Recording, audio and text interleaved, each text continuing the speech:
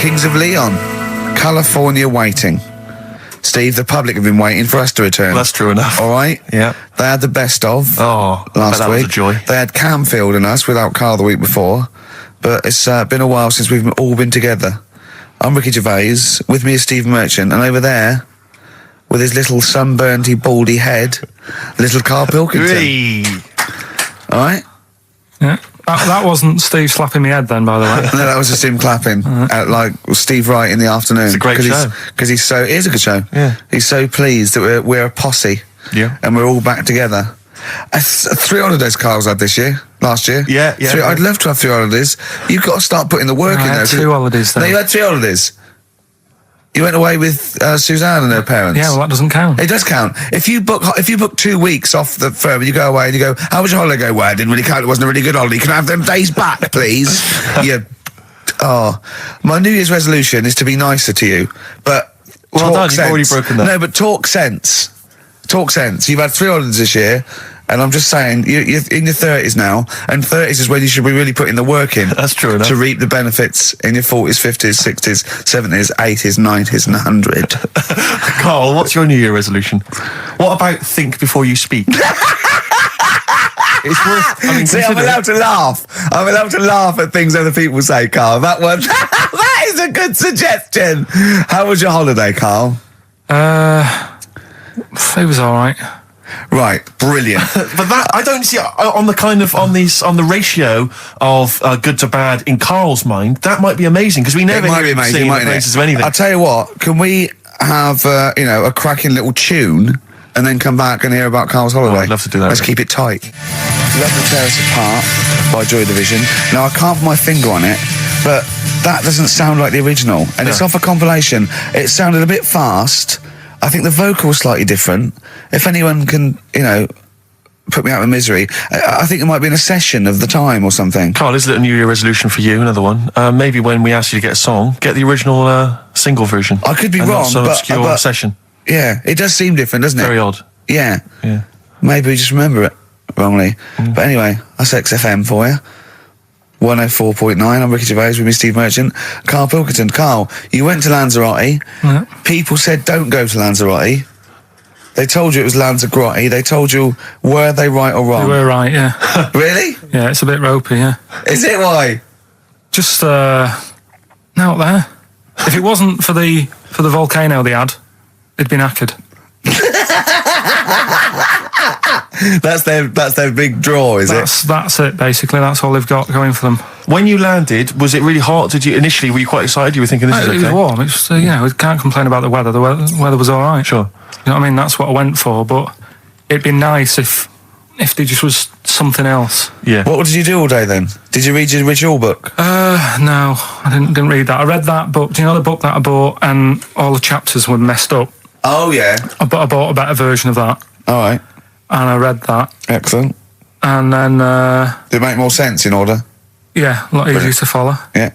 And then we went and had a look at the volcanoes and that. They've got 36 of them to look at. How many did you look at before you realised that pretty much you've seen one volcano, you've seen them all? Probably about 6 or 7. Really? Yeah.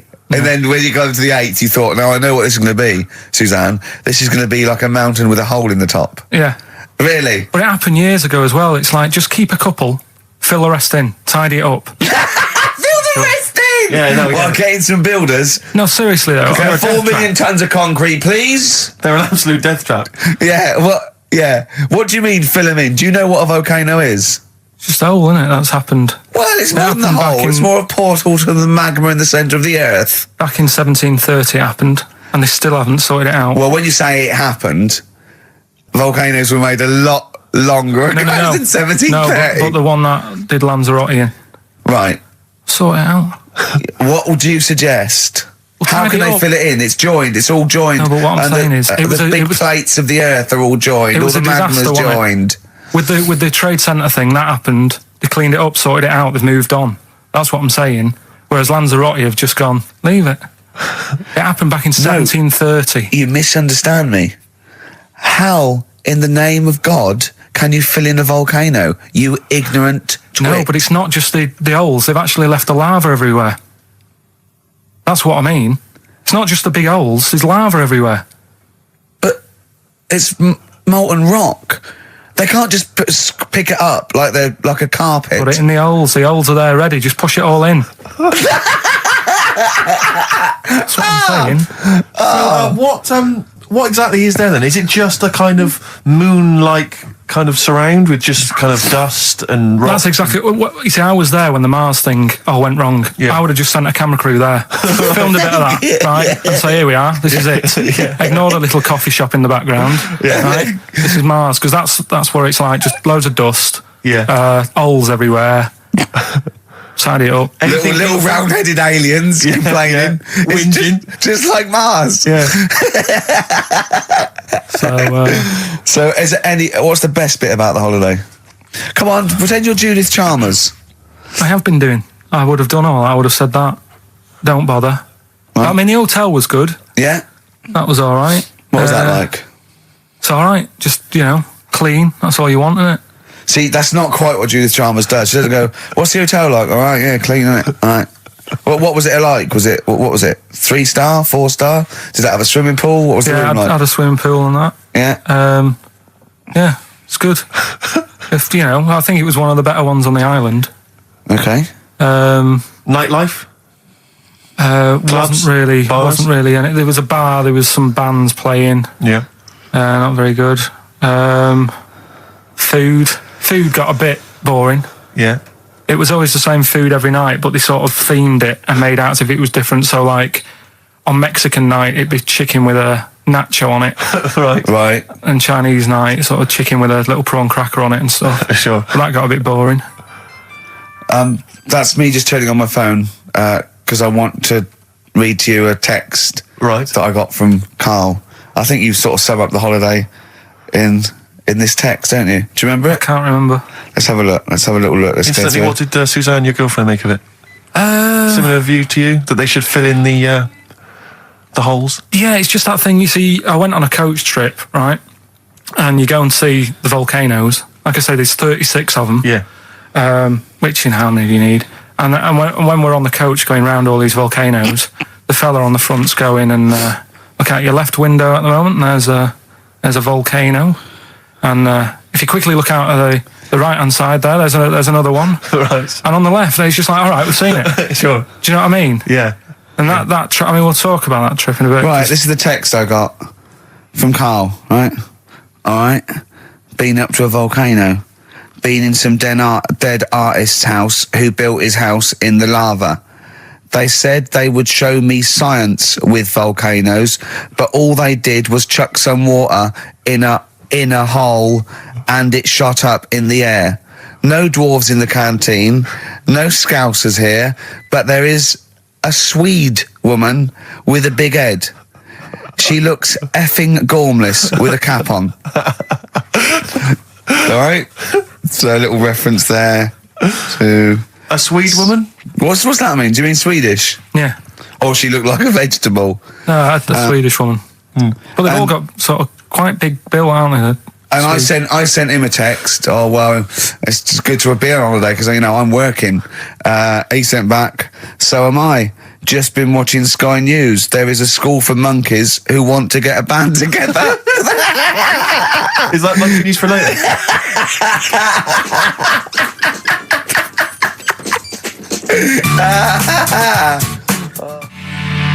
Oh My Corazon by Tim Burgess. I can't get enough of that. I love that chorus on XFM 104.9. Ricky Gervais, Steve Merchant and little Karl Pilkington. But it was a nice holiday.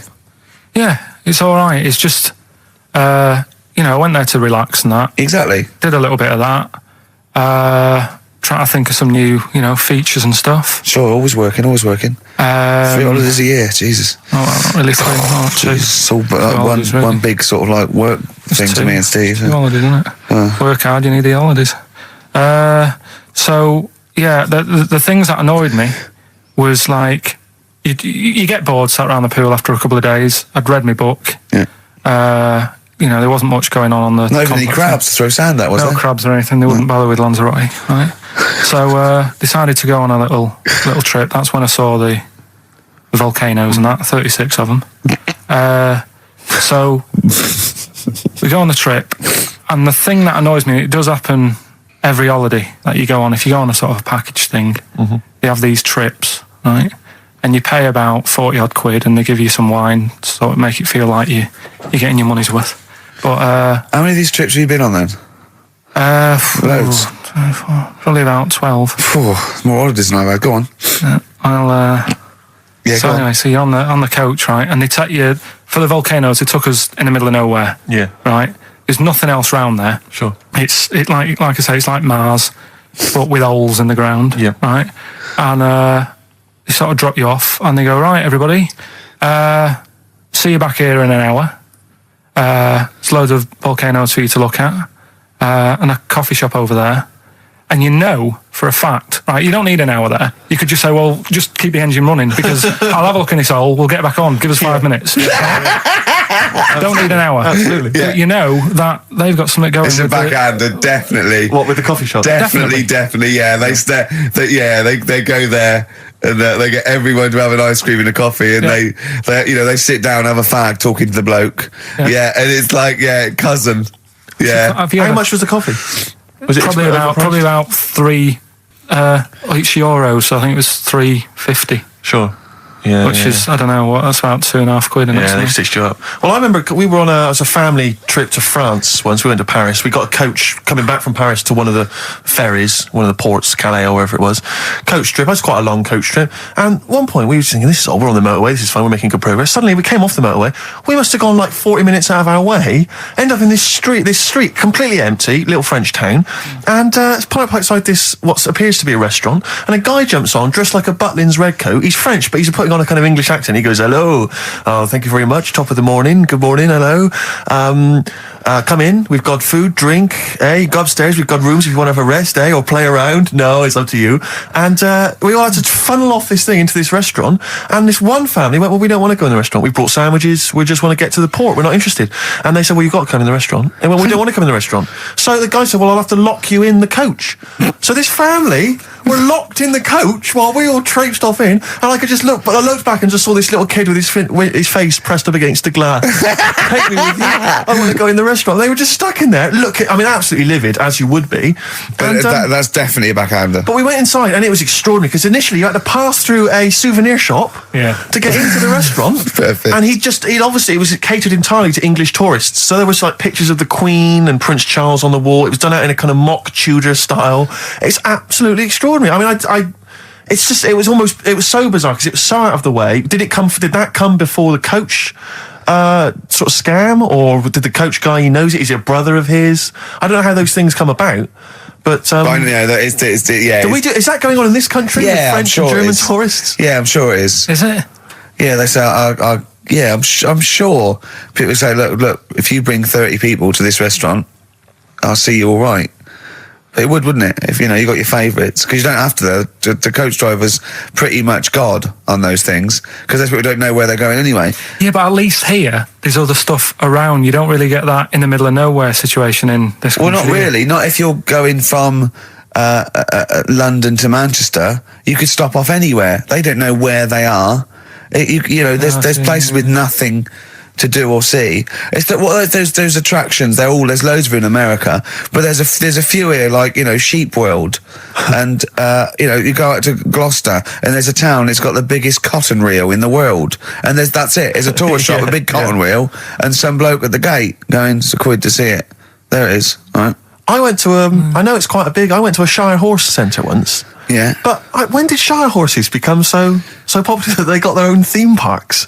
Well, I think there's a museum for everything. Yeah, possibly so. I mean, I don't think you could think of somewhere that didn't have a museum somewhere in Britain, because obviously museums start off sometimes by fans. But did people keep coming around and going, I hear you got a Shire horse, I'd love to see it? Yeah. Well, I can't. People coming all the time to see my Shire horses. You should get another one, because I'd pay double for those two. I'd pay good money to see your Shire horses. Yeah. Shire horses. Have you seen them? They don't do anything. They're not like monkeys. They're just not like monkeys, elegant creatures. But you look at them in a picture or look at them in real life, pretty much the same thing. They're not doing anything. If they could train a Shire horse to swing on a rope and masturbate, exactly. I'd pay double. You pay good money. I'd pay double for that. Yeah.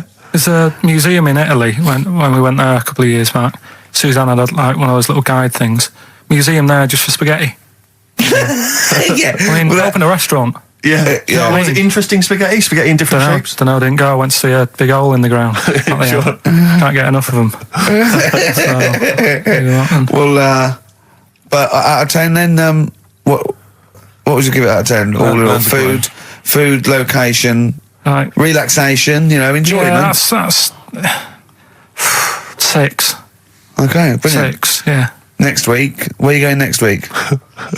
You're not on holiday next week? Going Cool. away with Suzanne's mum and dad again. 5 holidays. Been roped Play a into record. that. You've got to put some work in. You're in your 30s now. You've got to knuckle down. Star Sailor, Silence is Easy on XFM 104.9. Now, we've got a few ads coming up, which is we're loving that. It tells you what to buy and when to get it and everything, which is a sort of information service. But after that, a welcome return by popular demand of Rockbusters. What do you mean by popular demand? Well, one person said to Carl, I used to like that, so he went away and started on it. Sure, brilliant. Yeah, brilliant. Get a paper and pen ready. Yeah. Turing Breaks, Mind Over Money, XFM 104.9. I'm Ricky Gervais, Stephen Merchant, little Karl Pilkington. Yeah. A couple of emails. Different people have visited various tourist attractions. Oh, yeah. Let me see who's this from. I'm not quite sure. But thanks very much indeed for it. So there's a link here. It's apparently in Devon. Barometer World. Brilliant. It's the world of barometers. It was established in 1979. And By one bloke who had a lot and thought, I can charge a quid for this, definitely. Here's the Out of his own house, probably converted back scuttle. Exactly. Yeah, that's not a euphemism for a sexual act. But look at the webpage here, Rick. There's a picture of a beautiful barometer being held by a beautiful lady. Lovely. Who's definitely his daughter. Yes, definitely. Come on, Kathy. Oh, that. Dad, no. Come on. Undo your top a little bit. Dad, definitely made to do that. Yeah. Oh, that slight look of I hope no one I know sees. Yeah. Just check out Barometer World. Barometer World. Yeah, that's available. If you want to check that out, www.barometerworld.com. That's Now, all the barometers. Do they work? they're to do with checking. Is it the air pressure? Well, everything. But I think that's what it's based on, isn't it? Sort of low and high pressure, so it's going to rain. It's not going to rain. Yeah. Or going to be windy, but I wonder how accurate they are. I think in the days before satellite sort of weather surveillance systems, probably essential.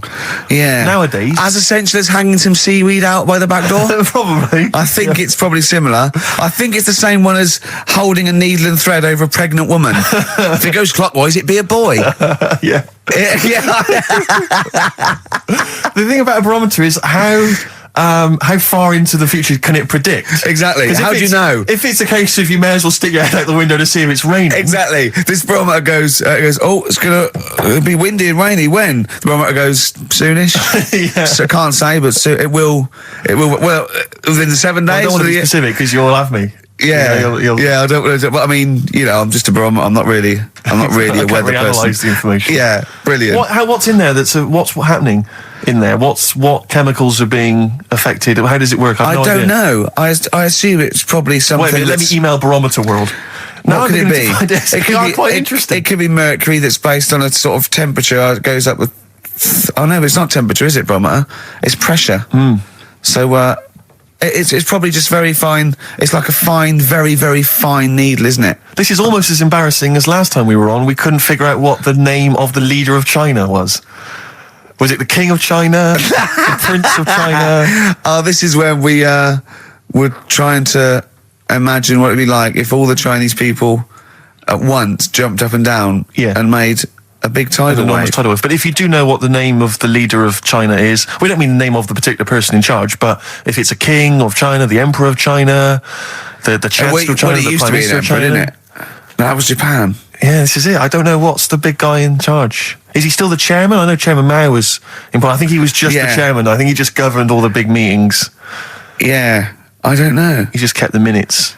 Head Chinaman? Head Chinaman. The major Chinaman. The top Chinaman. Number one Chinaman. Do you know what? We're going to be honest here. We know so little about China. It's true. We know so little about China. Yeah. It's embarrassing. If you've got any interesting facts about China, then email in ricky.gervais@xfm.co.uk. Also, I imagine the email address to use if you're going to take part in this week's Rockbusters. I did read an interesting fact. I'm researching. I'm doing a show called Politics, and I was researching. And there's a thing about you went sweatshops. Yeah, no. Sweatshops, like Nike. There's these facts, right? And these people get like a few cents an hour, and the CEO, I forget his name, for a Chinese woman to earn his 5.2 billion, she'd have to work 8 hours a day, 7 days a week for 10,000 years. But Steve, they don't. They don't. They obviously don't want to. Exactly. They don't want to. They don't want to. Lazy, Rick. Ian Jury in the Blockheads, hit me with your rhythm stick. Rick, are you likely to be going to Cumbria on your stand-up tour? Almost certainly not. Well, it's just because you might want to visit the Cumberland Pencil Museum. That's the journey through the history of pencil making. I do like pencils. Really? Yeah, I just used one then. That's what you mean. So, do you have any idea how that was made? No, was it? Let me email them. Now, Chinese people. Oh, incidentally, it's the premiere of China. The premiere. Premiere. Oh, right, yeah. Oh, yeah. Sure. Yeah, I remember now. Yeah. Well, when you were away, Carl, we worked out if it's 1 in 10 people are sort of like gay in some way, with 1 billion Chinese people, there's 100,000 little gay lesbian Chinese fellas of some sort. What do you think of that? What do you mean? Well, if I think so it's some sort of form of gayosity, whatever it's called. It's sort of like 1 in 10, right? 1 in 10 people are gay, apparently. Right. That does seem a bit high, though, doesn't it? I thought it was lower than that. What? You mean more than that? Yeah. I don't think so. I think that's of any sort of nature, anything. But what time did they do the survey on the streets as well? Because, they go out late, so if they're doing the survey sort of around lunchtime, forget it, they're not going to get any. Sure. You know what I mean? They're all asleep. But if they're out at, say, 1 in the morning... Well... It's going to be higher, isn't it? Yeah. Well, the thing is, Carl's favourite song, The Killing of Georgie. A little gay fella goes out and he gets beaten up and that. Carl went, yeah, but would it have happened if he'd have been going out at a decent time? True. But clearly in the lyric, it says, Georgie left the theatre before the final curtain fell. Yeah. Now, theatre's finished about 10:30. Yeah. So even giving him half hour, I reckon it was only about 11 o'clock. So you're talking rubbish there. Are you sure that wasn't his curtains in his flat and he's closing them before he goes out? No, he was at the theatre. But I'll tell you what, I just realised something. Maybe where most people were going home after theatre, he was just going out. Exactly. That theatre to him is like a matinee. Exactly. Isn't it? He's off out clubbing, isn't he? He's off down, he's going to get some ammo, he's going to get a couple of butt plugs, and he's not even going to start dancing till midnight, is he? Have any of us ever met any gay people? It's just, our view of them is, I don't know. Email in if you've met a gay person. Yeah. Tell us where we're going wrong. Yeah. Have you ever met a gay person? The way we talk about these, it's like, have we ever met Chinese people? I've seen them. I've seen them out there wandering the streets, but I don't think I've ever had a conversation. No, here's the irony. I definitely know and have met more little gay fellas than little Chinese fellas. Yeah. Have you ever had any little Chinese friends? There was a girl at school who was Chinese, but she was kind of inscrutable. I couldn't get close to her. She was sort of mysterious. Right. Rockbusters? Yeah, brilliant. Right then, this is where I give you a little cryptic clue and some initials, and it sort of makes up a band or an artist and stuff like that. Yeah, sort of being the operative phrase there. Yeah. Let's see how he reads this clue. Yeah. This is going to sound like Oscar Wilde. Clue number 1. 3 different clues. Clue Oscar number Wilde 1. was Chinese, apparently. Was it? Yeah, it was illegal then. Right. Will you leave the entrance to my garden alone? Sorry? Will you leave the entrance to my garden alone? Are we back on the gay thing, or is this the clue? That's the clue. Right. Clue for Rockbusters number 1. Will you just leave the entrance to my garden alone, will you? Right, that doesn't count because I know what it is. And what were the initials? What are the initials? GG. Correct. Yeah, right. But you've got to pronounce the artist correctly. I'll pronounce the artist because I know what it is. Don't ruin it. No, but when the answer comes, I'll pronounce the artist. Right, can we just focus, please, on the quiz? Go. What was the clue again? Give it again. Well, you leave the entrance to my garden alone. Stop messing with it, right? GG. Okay. Right? Next. Doesn't count. Next. Incorrect. Don't phone, but you can send a message on my mobile if you want, right? That's T. It's another little easy one. And the last one, we were sharing out the mail sheet. Right, that doesn't count either. Can we just fuck? I know what that is. I know what that is. I don't care. We'll come to that later. Yeah. And number 3, we were sharing out the mail sheet, and I think I got the best one. Right? DG. DG. Yeah. So quickly again, will you leave the entrance to my garden alone? Stop messing about with it. Yeah. Right? GG. Yeah. Don't phone, but you can send us a message on my mobile if you want. Right? That was T. And the last one, we were sharing out the mail sheet, and I got the best one, so that's good. Right? DG. All right, ricky.gervais@xfm.co.uk. Have we got any prizes? Do you want to have a look? Well, don't worry about it. Just, don't worry about it. Have we got any prizes? Just look, the clues fine. are rubbish. The clues don't work. The show is. I mean, this is pathetic. Play the record. That's what it should be called, and the clues don't work. Blur. Out of time on XFM. Well, we're not out of time. We've still got an hour left, boys. Hey! Luckily. Brilliant. A lot of emails, obviously, about the Chinese. People as fascinated as we are. I don't want to discuss it, interminably, Rick, because there's so much to say, and we've said most of it in the past. Yeah. Get a couple of emails. In fact, I think, Carl, you told us this information. Remind me of it again. If all the Chinese people in the world were... We're in a line on that, because there's loads of them. You'd never get to the end of it. Right. No, it's not that. It is It's that. no. If all the Chinese people formed a line and started walking out of China, you'd never get to the end of it. That's what I just said. No, it's because though. They'd be having babies. You know what I mean? Still, it'd be adding to it all the time, wouldn't you? But would they be walking and shagging and having babies as they're walking out? Yeah, that is. I'd love to see someone organise that. Maybe the Record Breakers team. I tell you what, I'd love to see Ross McWhirter or Norris, who is it? Who's the one that's alive? I forget Norris, I think. Norris, right? I'd love to see him to coordinate that. Yeah. 1.2 billion little Chinese fellas. Boy, girl, boy, girl, boy, girl. Yeah. And where are they walking out of China? Which exit are they taking? They're taking the... Through Tibet? Or? I think it's the Gate 9 Slip Road, the M43, Right. to St. Petersburg, right? And they go, and walking, and shagging. Yeah, exactly. Yeah. Because some presumably are dying as they're leaving. No, but they live to 120. That's true. So they claim. Well, we know Carl's theory on that. Do you want to just tell new listeners your theory about when all these Chinese people get the records for oldest people in the world? Come on, what's your theory, Carl? Leave it. Carl, Just that they're probably lying. Why? That's all. Because a lot of them don't age that well. Some of them do. A lot of them don't, and they always look older than they are. I read the other day, right? Do you know the one who was the oldest woman in the world, right? Chinese woman, right? The way she did it, it was... She didn't die. That was her secret. Yeah. What she did, she got up every day and didn't die. No, she was like awake and that, and then she'd have 2 days just sleeping. Right. So she wasn't really that old. What do you mean? Well, she'd only sort of lived half of her life in a way. Well, we so all live 2/3 of our life, don't we? No, but she was like awake and that, and then she'd go, I'll go to bed, and then that'd be it for 2 days. Talking of sleeping, oh man alive, I went to see the last part of the Lord of the Rings trilogy.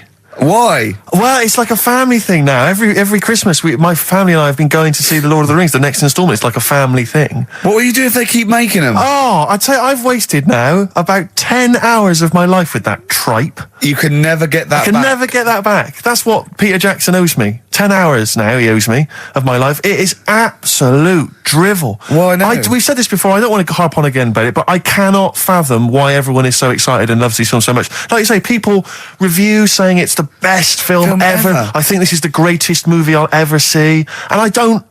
It's like they go, oh, but look at all the fight sequences. But Tolkien being up there in literature, like, you know what I mean? It's sort of like Shakespeare. Tolkien. No! No. But what is it that he's writing about exactly? I don't know. Little midget fellas who can't get shoes. wondering. I mean, I've got big feet. I've got size 14. I can get shoes. Oh God! Send off for mail but order. I know it is like Harry Potter taken seriously. Yeah. But I know who's watching it. It's like these people who are watching it are obviously nerds, people who live in Forbidden Planet. They love it. They can't believe their luck. But It's that's like, the core audience, but it's obviously bigger than that. but then it's also people who can think they have a go, like menopausal women thinking, well, I'll write a book then. the Globplin came into the cave. Exactly. Right? And they're sort of like 13-year-old sons who've never shown interest in anything except glue now writes orc Yeah, exactly. on his exercise book, and so they're loving it. It's like, It's sort of God. uniting, bringing people together. But at the end, right, I mean, it's taken them now like 9 hours to get from one part of Middle Earth to the end, to the other end, so they can destroy the ring, the evil ring. Did they do a line? Was it? I don't know what they... Like these little Chinese fellas. And it's taken them 9 hours of their time and my life as well to get there. And at the end, they all say They do goodbye it in to each real other. time. Why don't they edit it? Oh, I mean, that's what it felt like. It really, it can't have, it must have taken them less time, within the sort of logic of the book to get there than it did to me to watch it.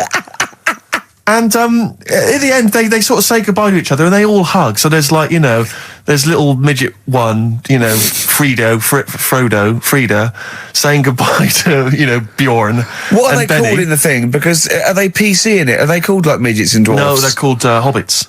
Oh, are they? Yeah. So we should call small people hobbits from now on. That's what they are, just to make it kind of topical, and they'll like that as well. Give them sort of, So if you make see a them a bit little, on the interesting. way home, if you saw a little Midget fella. 4 foot midget fella, just say, excuse me, hobbit. Yeah. Okay, that's Call fine him then. Frodo. Right, Frodo. He'd like it. He'd love it because everyone loves the Lord of the Rings. They love it. No, But at everyone loves the Lord of the Rings, In the yeah. end, if you ever get to the end, they all hug each other. They say, well, basically Frodo has to say goodbye to all his other little fellas, and so he's hugging us. I don't know how many of them there are, and he's hugging them, right? And it is the most interminable thing I've ever seen. It's like the music's playing. They look into each other's eyes. He hugs them. He hugs. They pull back. They look at each other again. That's like, we'll never see each other again. Then he hugs the next one, and I was just screaming. I was thinking, hug, just one big group hug. Yeah. Then we can get out of Like here. an American football team. Exactly. Just go, And then go off. knock Not heads. each individual one. I mean, it's Oh. dragging on and God. on and on. And apparently on the DVD, there's like an extra sort of 20 minutes of extra footage of scenes he's cut out. Who's watching this tripe? Who cares? I don't know. I genuinely, Have we lost some of our popularity by slagging off Lord of the Rings? I don't care. Screw them. If you love it, if you can't live without Lord of the Rings, screw you. I don't want you as a listener. I can't fathom it. Really, Rick, it's not like I'm trying to be wayward or controversial. I can't get my head around the popularity. But doesn't Harry Potter annoy you as well, though? Yeah, but at Adults least it's reading kind of that on over the in an hour and a tube. half. Is it? I haven't seen it. And I went to the toilet 3 times during the course of the film. Really? It's unbelievable. The woman sat next to me. Sexy stuff in it, was there? Some of those little pixies with the pointed ears. It just took me back to all, Mr. Spock. Oh, all those glorious days. But dear. it really is just. I mean, have you seen any of them? You've not bothered. I've seen one, and it was long, and I thought it was nicely filmed, and I thought, well, okay, I'll just get through it. I even think, it was just a list of, and here come the orcs. Exactly. Right, okay, we see the orcs now. Yeah. But it's like people go, look at the amazing fight sequences, the amazing immense battles. And it's true, he's got thousands of actors and stuff on horses, brilliant. But I'm not impressed by good time management. No. Well done, he's got all those people together, he's orchestrated it, well done. But Yeah. it's got to be more interesting. My friend summed it up. He said the Lord of the Rings films, they're like the film equivalent of an Enya song.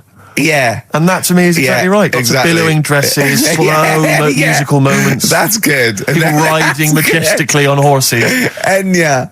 Constantly riding majestically everywhere. Dido's taken over from Enya in that. Well, So possibly I've got a so. confession to make. Go on. I like that latest Dido song. I'll play a song. Let me just, I I've know. got to talk to you about it. I thought I don't Rick, know what's what to going on? say. Let me explain something to you about Dido. Oh, God.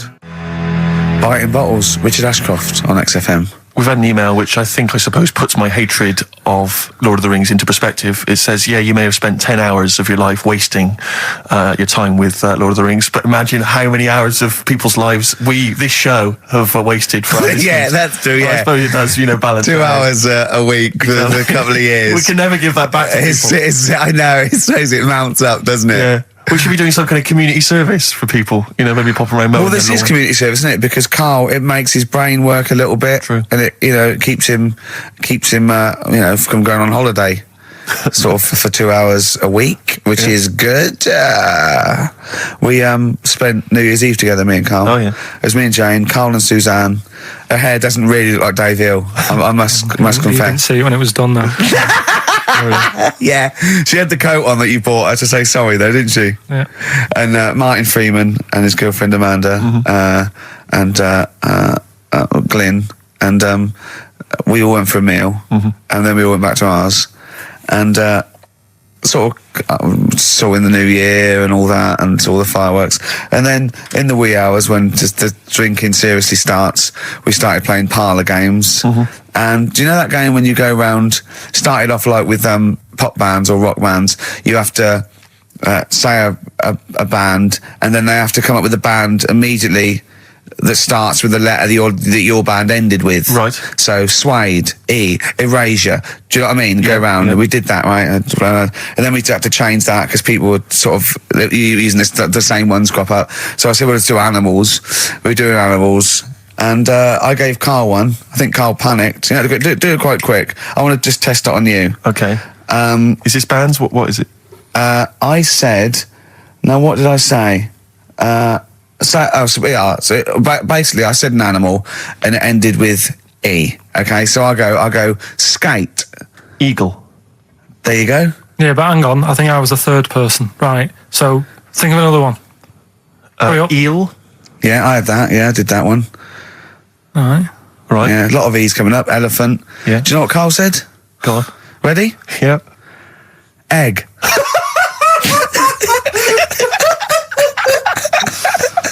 Oh, in a sense, I suppose. Egg? He went, yeah.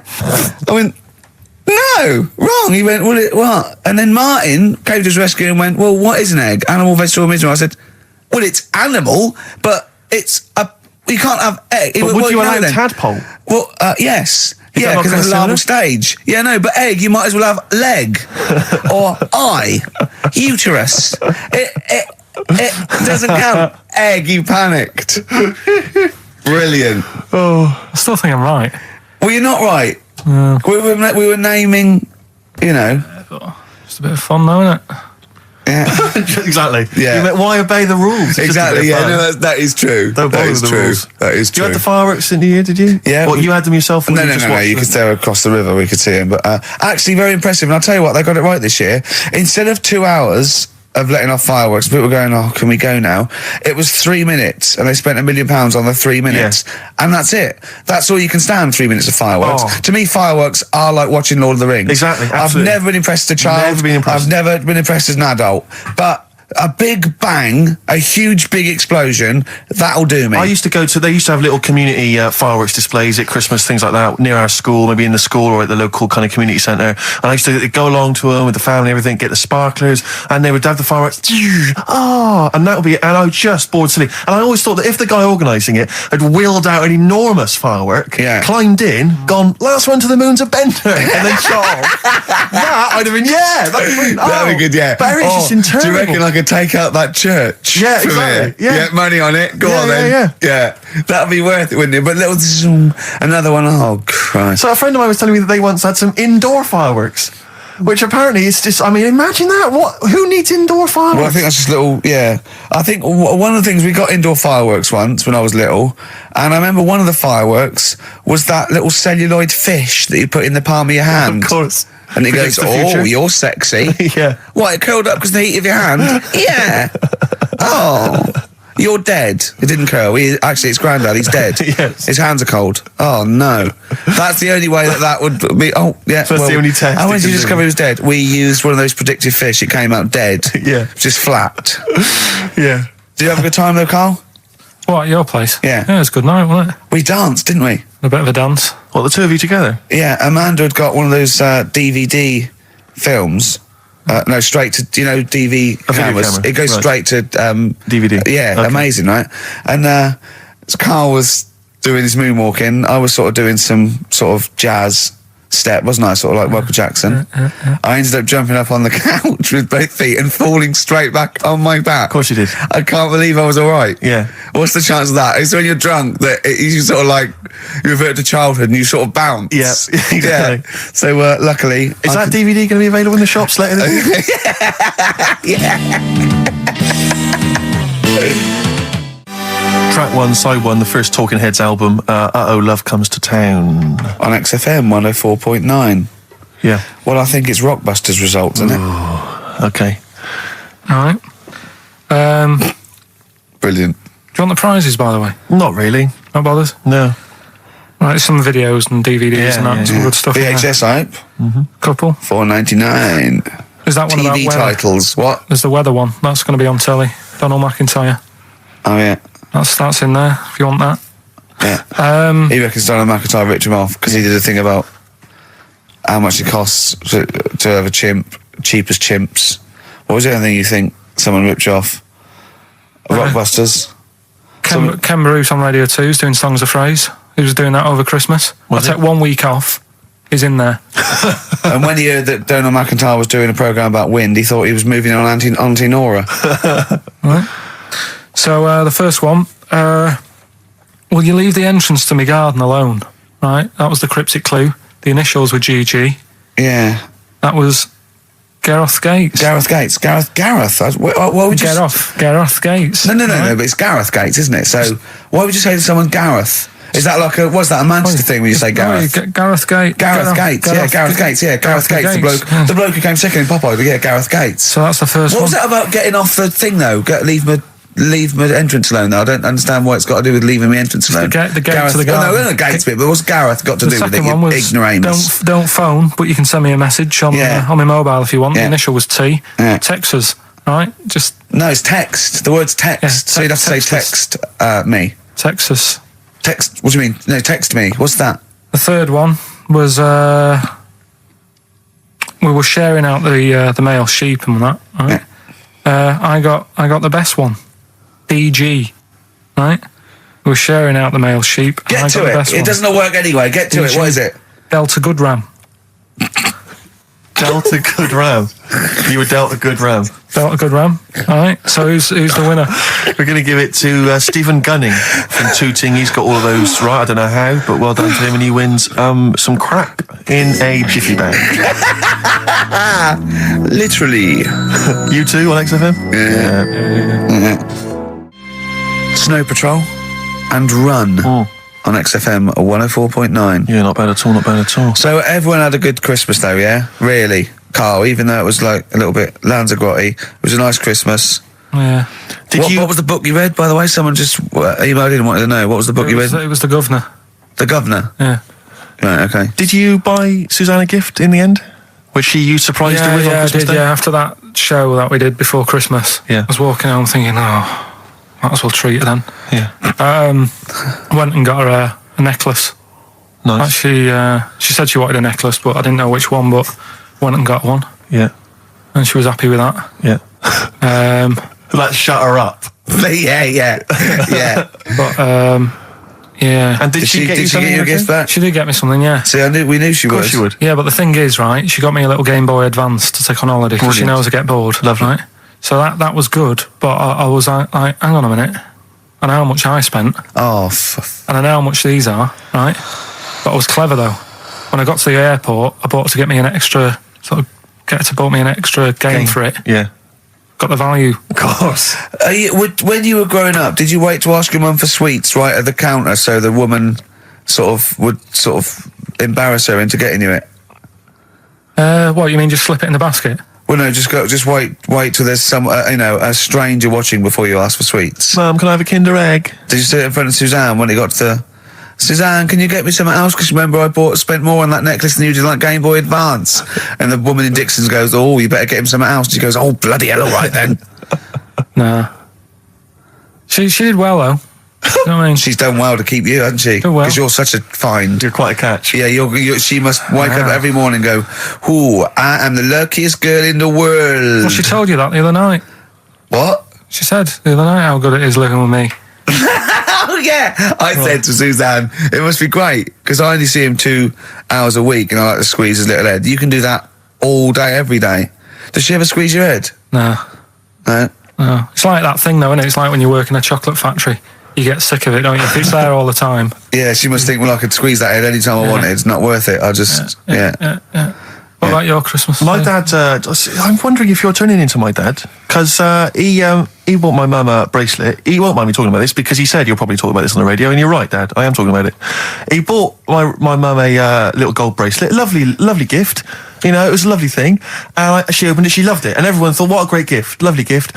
He wouldn't stop talking about it. He wouldn't stop talking about the gift he bought. He kept on grabbing my mum's arm and showing it to people. Look at that, look at the gleam on that. The gleam! Steve, look at the shine on that, look at the gleam there. Look at that. Gleam! And do you know what he said? He said, the great thing about that's pure gold. He went, it's an investment. That's an investment there. It's gold, you know, it's always been something gold. I love that when people get a gift and it goes an investment. I love it. But what, not only does it sort of take away any of the romanticism of it, but it was the way he constantly was talking about how great a gift it was that he bought. I haven't heard the word gleam for 30 years. Look at the gleam on that. The gleam. Look at that, look at the sparkle on that. And look at that, and it looks like rope. That's what he kept saying, it looks like rope. It looks like gold rope. And he just, and I heard it, he disappeared, we were opening gifts, he went disappear, I could hear him in the kitchen going, think about that's pure gold, that, Elaine, that's pure gold. I might melt that down. Yeah. John, next door neighbour, John, look at that, look at the shine on that. That's great, that's brilliant though. But it's just, it doesn't sort of undermine the gift a bit if you keep on droning on about how great it is. If people enjoy giving, that's nice, isn't it? And you got to, you know, what did your mum say? She loved it. She couldn't get a word in edgeways. That's a step up from a jar of coffee, though, isn't it? It is a step up, yeah. That's good. Oh. What about yours? I didn't get my mum and dad anything this time. No, because I'm always treating them anyway. Whenever if they need a few quid, if I can help them. Well, you are the gift that keeps on giving, Carl. No, but don't just go giving anything just for the sake of it. Do you know what I mean? Wait for the time that's right, sort of thing. Just because it's Christmas. Because... yeah, I mean, there's no better time, is there, really? No, I just was going to say my mum and dad didn't get me anything, but they did. What did they get? But just some money. But I'll get them something when the time's right. Do you know what I mean? They always need bits and pieces through the year, so yeah, I'll look after them. Sure. But it was weird being away. Has anyone got a caught onto the fact that they leave groceries in the telephone box near your dad yet? No, that's still going on. Is it? Going on, yeah. Oh, that's fantastic, isn't it? That is just fantastic. So when he needs a loaf of bread, pint of milk, just goes down. Does he ever give that as gifts? Now listen, are we doing the film thing in a bit? Oh. Got more prizes. Yeah. Is it better than Rockbusters? It's all right. I did it in a bit of a rush because I was only in yesterday, wasn't I? Sure. Well, yeah. If you take 3 holidays a year, then there's not enough time for the work. Me and Steve like to, put our priority into, doing the work, coming up with a good product, and getting a holiday when we can. I haven't. I haven't really. I love a holiday, Rick. I love a holiday. But I don't do the holidays for me. It's for Suzanne, isn't it? She's the one who likes going away. With you? I'll just go. Yeah. So I'll go with her. Do me bit. When you were playing Game Boy, right, and you'd looked in the hole. And you were reading your book. What is she doing? She'll make things seem more interesting to me. Do you know what I mean? So like when we're at the Owl and the bus driver said, "You got an hour here," I said, "Why have I got an hour here? I go to a funeral with someone who I loved in the ground and don't spend an hour around it. Why do I want to?"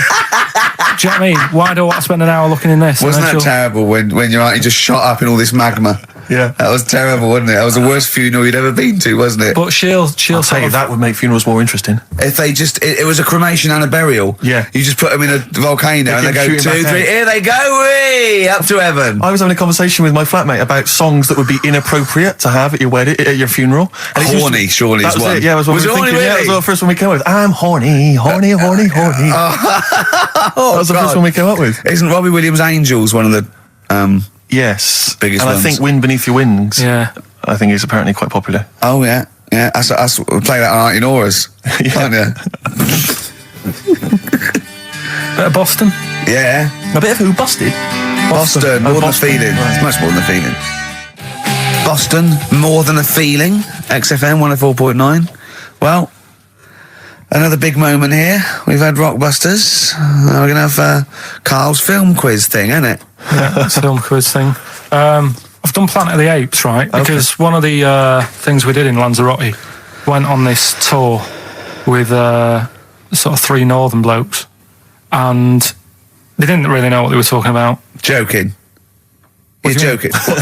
Northerners not knowing what they're talking about. You're having a laugh. No, they'd obviously sort of not had much luck here, right? And thought, let's go over to Lanzarote, buy some vans, right? Get people in it. We'll do a tour of the island. And whenever someone asked the question, like, what year did the volcano happen? They go, "Oh, we'll take you to the visitor centres. You can read about it there." So they never actually answered anything, right? So they were useless. But one of the things that they told us was that Planet of the Apes was filmed in Lanzarote. Right, okay.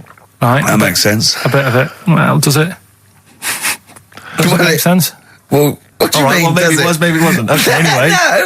No. I mean, if they wanted to show sort of an Aaron, sort of barren, sort of post-apocalyptic sort of subject, choose where you went on holiday. Yeah. Obviously. Yeah, but when we were there, well, he took us to this sort of beach, and I said, "Is this where they did it?" And he was like, "Yeah." I said, "What? Right there, yeah." And I watched it, and I couldn't see where I was. Yeah, you know that if you watch a film from 1968 and you've been to the same place, you're not going to feature. You're not going to see you in the back walking along the beach. It's a new one, new Planet of the Apes. Oh, the recent Planet of the Apes. Yeah, that's what they said. Yeah, right. So I thought I'd sort of.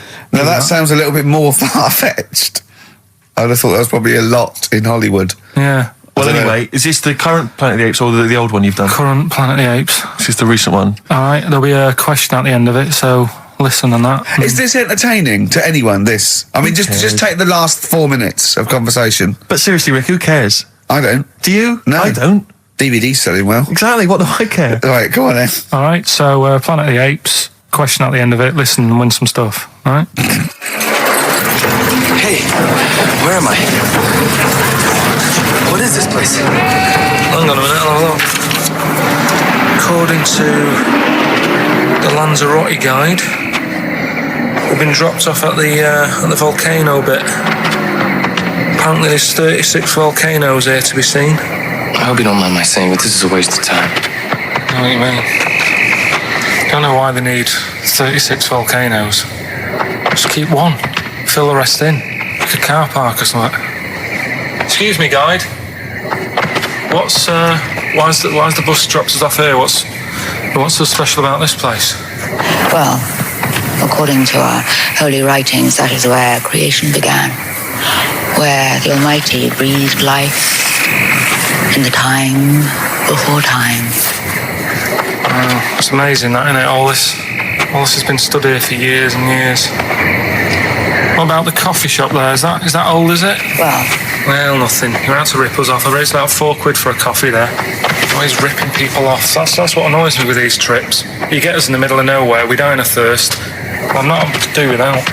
The reason I've come here, I believe this is where they did Planet of the Apes, innit? Love monkeys.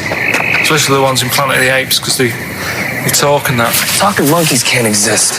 Joking, aren't you? Of course they can. Getting up to all sorts of stuff. I read about a monkey the other day who worked on the railway. Right, there was another one about a chimp that did a bank job and went off to Spain to sort of. Shut up! Oh, hey. What is that? Little monkey fella. It's come from that little coffee shop. It's been serving coffee. Now that is worth paying £4 for. No, you're teasing him. I'm not teasing it. It's working, isn't it? It's serving the. We want some coffee.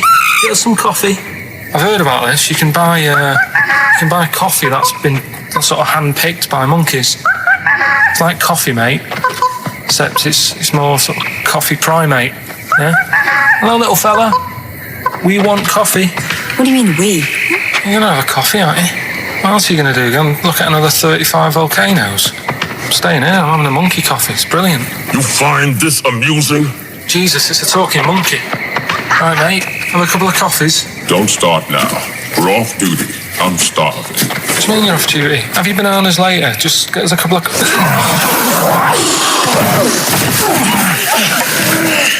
Right, I understand that you're tired and you've probably been on your hands all day. Just forget the coffee. You go and get some lunch. After you've got some coach, you lazy ass. You damn human!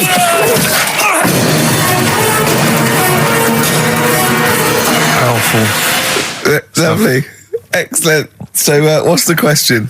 If you've been listening to the whole show, how many volcanoes do I think's on the island of Lanzarote? Okay. Yeah. I might have it wrong, what I've been saying, but it's roughly around that. Yeah, so what have you been saying? Yeah. Yeah. All Brilliant. right. Ricky.Gervais at xfm.co.uk. You're more likely to win the prize if you leave your address on the email. Yeah. Because otherwise we can't really be bothered to phone people or email them back. So, Good point. Put your address on there and you could win some crap in a jiffy bag. Carl's theme tune there by Placebo. Special Needs on XFM 104.9. Alright. New Year's resolution, Carl? I don't know. I don't do it. Really? Not What really about like something like, I don't know, start smoking? Do you know, there must be something. No, it's a waste of time, isn't it? I don't bother with that. Right. You, Steve? Me, no, I've never really made any New Year's resolutions. I just be good to people. Just treat everyone as you want to be treated yourself. Give to charity. Hate crime, racism, famine, sexism. I know you're going to keep to all those, except the gift to charity. That's... Me and Carl find that a little bit hard to believe. Never gonna happen. Well, you've always got to break at least one of your New Year's resolutions. Yeah, exactly. Yeah, well, I think I'll be nice to Carl. What about learn more? I was thinking that. I want to I'm learn always more. teaching you stuff. I watched... I'll tell you what, Christmas telly was dreadful this year. I don't know if I've hit that age where I think... But I think consciously I thought this is worse than usual. Yeah. And I ended up watching Discovery Channel and History Channel again, and I watched 4 episodes in a row of this fantastic documentary, 1418 War, narrated by Dame Judi Dench, and it's brilliant. I just can't get enough of it. I hated history at school, and now I want to know everything. Yeah. And I think that's mine. Learn all the stuff about stuff. I like learning though. I always say that to you. I'm always looking up stuff. When I was on holiday, even though it was sunny outside and they had big holes to look at if I wanted to, I stayed in and watched Discovery there and was watching stuff about scorpions and that. Yeah, what did you learn? Well, nothing, because it was all in Spanish. But I just watched it. What I found odd, right? What I found... Scorpions, have you get it? It's only about poison. You get it. What I don't understand is with scorpions, right? They have like this sort of weapons, don't they? They have the poison and stuff, right? Yeah. Which can kill a man. Yeah. But there was a couple of little animals and that were its sort of enemy, and it stung them, and it didn't kill them. So what's the point? Well, firstly, not all scorpions kill a man. Some of them, This one did, they said. Yeah, well, they range from like bee stings to so much venom it can take down a horse on things like spiders and snakes and scorpions. So it depends. But a scorpion that will kill a man would kill a rabbit. So I don't know what you're talking about. No, there was a snake that it stuck its thing into, and some sort of beaver, and they were just like running about. There's nothing funny about that, so why are we laughing? Well, the snake wasn't running about, was it? Well, it was slithering about a bit. Yeah. What was the beaver doing when the snake... Just sort of, I think it ate it in the end. What? Ate what? Ate the scorpion. Just wandered off. Well, it wasn't a beaver. There you go, There's you've no learned that. way it was a beaver. All right, an otter. It was, This is what you pieced together from a show in Spanish. well, I'm just saying though, how come it can't kill something that small, yet there's someone on holiday that's no sort of danger to that scorpion. We're not going to harm it, right? And yet it can kill a man. So you Shut say, up, but I Carl. don't believe it. Shut up, mate. Seriously, this is gobbledygook. Taught you something again though. That's what I'm No, saying. what have I'm you always- taught us though? What is that? What is the fact that's come out of that? A scorpion can kill a man, but the beaver was dancing with a snake. Then it Well, ate that- it. you do that That's all the not time a fact. though. You That's put not a everything fact. down. New Year's Eve I taught him something, right, about dead people. No, you know what the things that taught me. I was saying you're talking shite. He says they found out your soul weighs an ounce. Your soul. Yeah, your soul weighs an ounce. Right, who found this out? I read it. Your arsehole weighs an ounce. Yeah. There's no such thing. A soul weighs an ounce. You're talking drivel. All right. Have you got any monkey news? So what did they do? They measured. They weighed someone who was alive, and they will wait for you to die, then weigh you again. There was someone You've who- lost an ounce. Yeah, so it must be your soul shooting off to heaven. It was someone who was really ill, and they said, we can't do anything for you here, but we've got a bit of an idea that we want to do. We've been wanting to do this. Stuck him on some scales. He said, right, you weigh 9 pounds and an ounce or whatever, because he was wasting away. He died, 9 pounds. Right? Fine, well, that's proof if proof be needed. Talking shite. Monkey news, we might as well leave it. No, come on, No, come on, tell monkey news. No, it's nothing that great, really. Is it worth playing the jingle?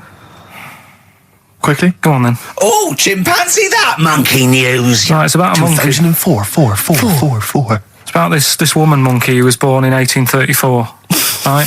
Half monkey, half woman. No, not true. It happened, apparently. It was Impossible. it was in the Daily Mail. Right? Okay. The Victorian ape woman was her name. Yeah, I christened this thing Victorian ape woman. Well, we thought Sandra. No, I'm calling it Victorian ape woman. She was about 4 foot. No, didn't happen. She had lovely thick black hair on her head and on the back of her legs and on her arms. Yeah. All right. So stockings. Let's have a look. And she didn't need a bustle because of a huge ape-like arse sticking out the back of her dress. She was good at reading and sewing. Well, it was good because they didn't have opposable thumbs. So she could speak 3 languages. yes, She was human, monkey, and monkey human. 20 offers of marriage. Does that annoy you, Steve?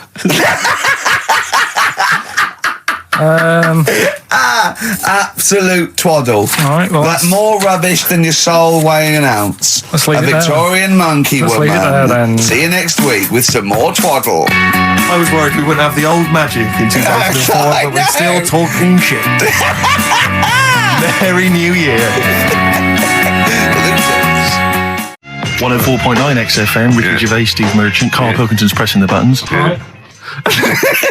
We're playing some great moments from the last 3 weeks. And some great records, Steve, from the last 2 weeks. That's true enough. Yeah. We're not actually here today. What are you up to today, Rick? It's 8 hours earlier, so this is about 2 o'clock probably. Mm-hmm. So it's about 6 o'clock in the morning. I'm still in bed, mate. I'm asleep in my hotel room. Now, where are you? We're in LA. Los Angeles. Yeah. City of Angels, Rick. Yeah. City of Angels. Yeah. And so that's what we do. We're doing stuff like that. That's why we're not here. We're not here next week either. So next week is the best of this week. All right, so here's the first bit. Where are you going, Lanzarote? Yeah. Where's that? Don't know, Suzanne sorted it out. I said, Lanzarote. I said, is that Africa or is it Spain or Portugal? Just thought you don't know. I went, what do you mean don't know? I goes, well, what's the currency? He went, don't know. I said, Suzanne booked this one, did she? Yeah. I thought, where is it? Is Lanzarote African or Foreign. Somewhere foreign. I was looking last night, and doesn't look that good. There was like one of the highlights of the things it says you've got to do is go and have. Apparently, they've got restaurants in caves, and that's like one of the things they say you must do. So, if that's a highlight, do you know what I mean? Right. So I'll do that. Go and see what that's like. Yeah. When you're on the beach, Carl, do you wear the very, very tight Speedos? No. Do you walk What's around you with wear? them? Sort of longish shorts, Yeah. t-shirt on, probably with a sort of a light shirt on top of that. Right, sure. So quite wrapped up then. Covered up. Do you wear a hat? Because obviously the bald head, there's risk of sunburn. No, I just put a bit of lotion on it. Lotion on there. Yeah. Just have a bit of a wander down the beach, have a look. Yeah. See if there's any old blokes with their tackle out and a backpack. I'll have to look forward to. So Yeah. well, there you go. Yeah. Well, we're looking forward to finding out how you get on. Yeah, I'll let you And know. interested to know what she gives you on Christmas Day. Probably get More anything. scintillating chat after this next song. We've had a lot of emails, Carl. I don't want to sort of put a dampener on your Christmas, but a lot of people have been slagging off Lanzarote. One of them just said, well, one of them, I don't know if I can find It is Canaria, isn't it? It is one of the Canaries, isn't it? It's a volcanic island covered in volcanic dust. It's very windy, so you have to dig a hole to sit in on the beach, and there's hardly anything to do. That's from Mike Godham, and he says, unless you like quad biking, well, you know, you've seen what happened to No, Ozzy don't Osbourne go this week, quad so don't do biking. that. No, with your little head, there's no protection at all, is there? I don't know what you're thinking. I don't know. At least Rick Mann and Ozzy had lots of hair. Yours would be like Humpty Dumpty. It would crack like a little egg. And then we'd seen, there's no kings or kings horses. So, Yeah, well, they couldn't do the job anyway. No, we shouldn't really send them. They're not really qualified. Horses not equipped to put send back an a egg medical man. man like Neil Fox in Yes. to mend But not eggs. some kind of military horse. I bet he's had the egg on his face a few times, hasn't he? What, Foxy? Yeah. Well, most of the series are Pop Idol. Right, Carl. Lanzarote, good or bad? Well, you got to give it a go, haven't you? Yeah, well done. Give everywhere a go. Exactly. That's what I was saying. You know, don't just take the word for it. I mean, if it had said Nananova, Lanzarote shit, he'd have believed it. Sure. You know, if he'd have overheard it in a pub, Yeah. Lanzarote a crap, he'd have believed it. He'd have seen it on a website that was mainly concerned with monkeys and witches, he'd have believed it. Yeah. As it is. Everybody raves about New York, and when I went there, I thought it was rubbish. Well, you're an idiot then, because that is possibly though, the isn't it? greatest city in the world, Subjective. along with London. Subjective, though. That's why they have holiday programmes and that, innit? So you see it and you decide for yourself and that. Yeah, but you saw Venice on a holiday programme, as you put it. You went there and you went, it was rubbish, full of black bin liners. Well, it is. Right. Didn't they show them? It stunk. Didn't Judith Chalmers say that? It stinks here and there's loads of rubbish everywhere. No, she didn't. Did she mention that? Oh, that's what I mean. So it depends what you want from holiday, doesn't it? Well, yeah. But So, you're an idiot if you don't like New York, so next. Anyway, come on, break up, guys. Kiss and make up. Well, the general public are getting involved with Carl's holiday, and I mean, this has been a damning report on Lanzarote. There's not been a positive word written about Lanzarote so far. Wow. It's volcanic, there's no natural water supply. Apparently there's no natural water supply. It's You all have to sit in a imported. hole. What do you think of this, Carl? What do you think of the people that want you to know that you're going to a rubbish place when you can't change it? What do you think of that? rubbish though, will it? What do you mean? Be all right. What do you mean it'll be right? Because I'm going to go there thinking, oh, there's no water and that, and there will be water. No, they didn't say there's no water. What did they say then? There's no natural water supply. Whatever. I'm not bothered. It doesn't bother me. All right. I'm going to have a good time and that. What are you going to do? What do you plan to do? Got a book. What book you got? Rich Hall book. I'm just going to read that. Brilliant. And the weather's better than here, isn't it? What's the matter? What's the matter with I've Carl? got something to cheer him up. Someone's emailed in, Emma's emailed in, she said that for those that know, those in the know, they referred to Lanzarote as Lanzagrotte. Brilliant. He's a bit fed up. He's got 2 CDs for Christmas from a company that's he's been with for 6 years. He's a little bit grumpy about having to answer the phones. He wouldn't go and make Steve another cup of tea immediately. Selfish. Yeah. Carl, what are you thinking? Nothing. Go on, what were you doing? Come on, Carl, you're getting paid for this. Project.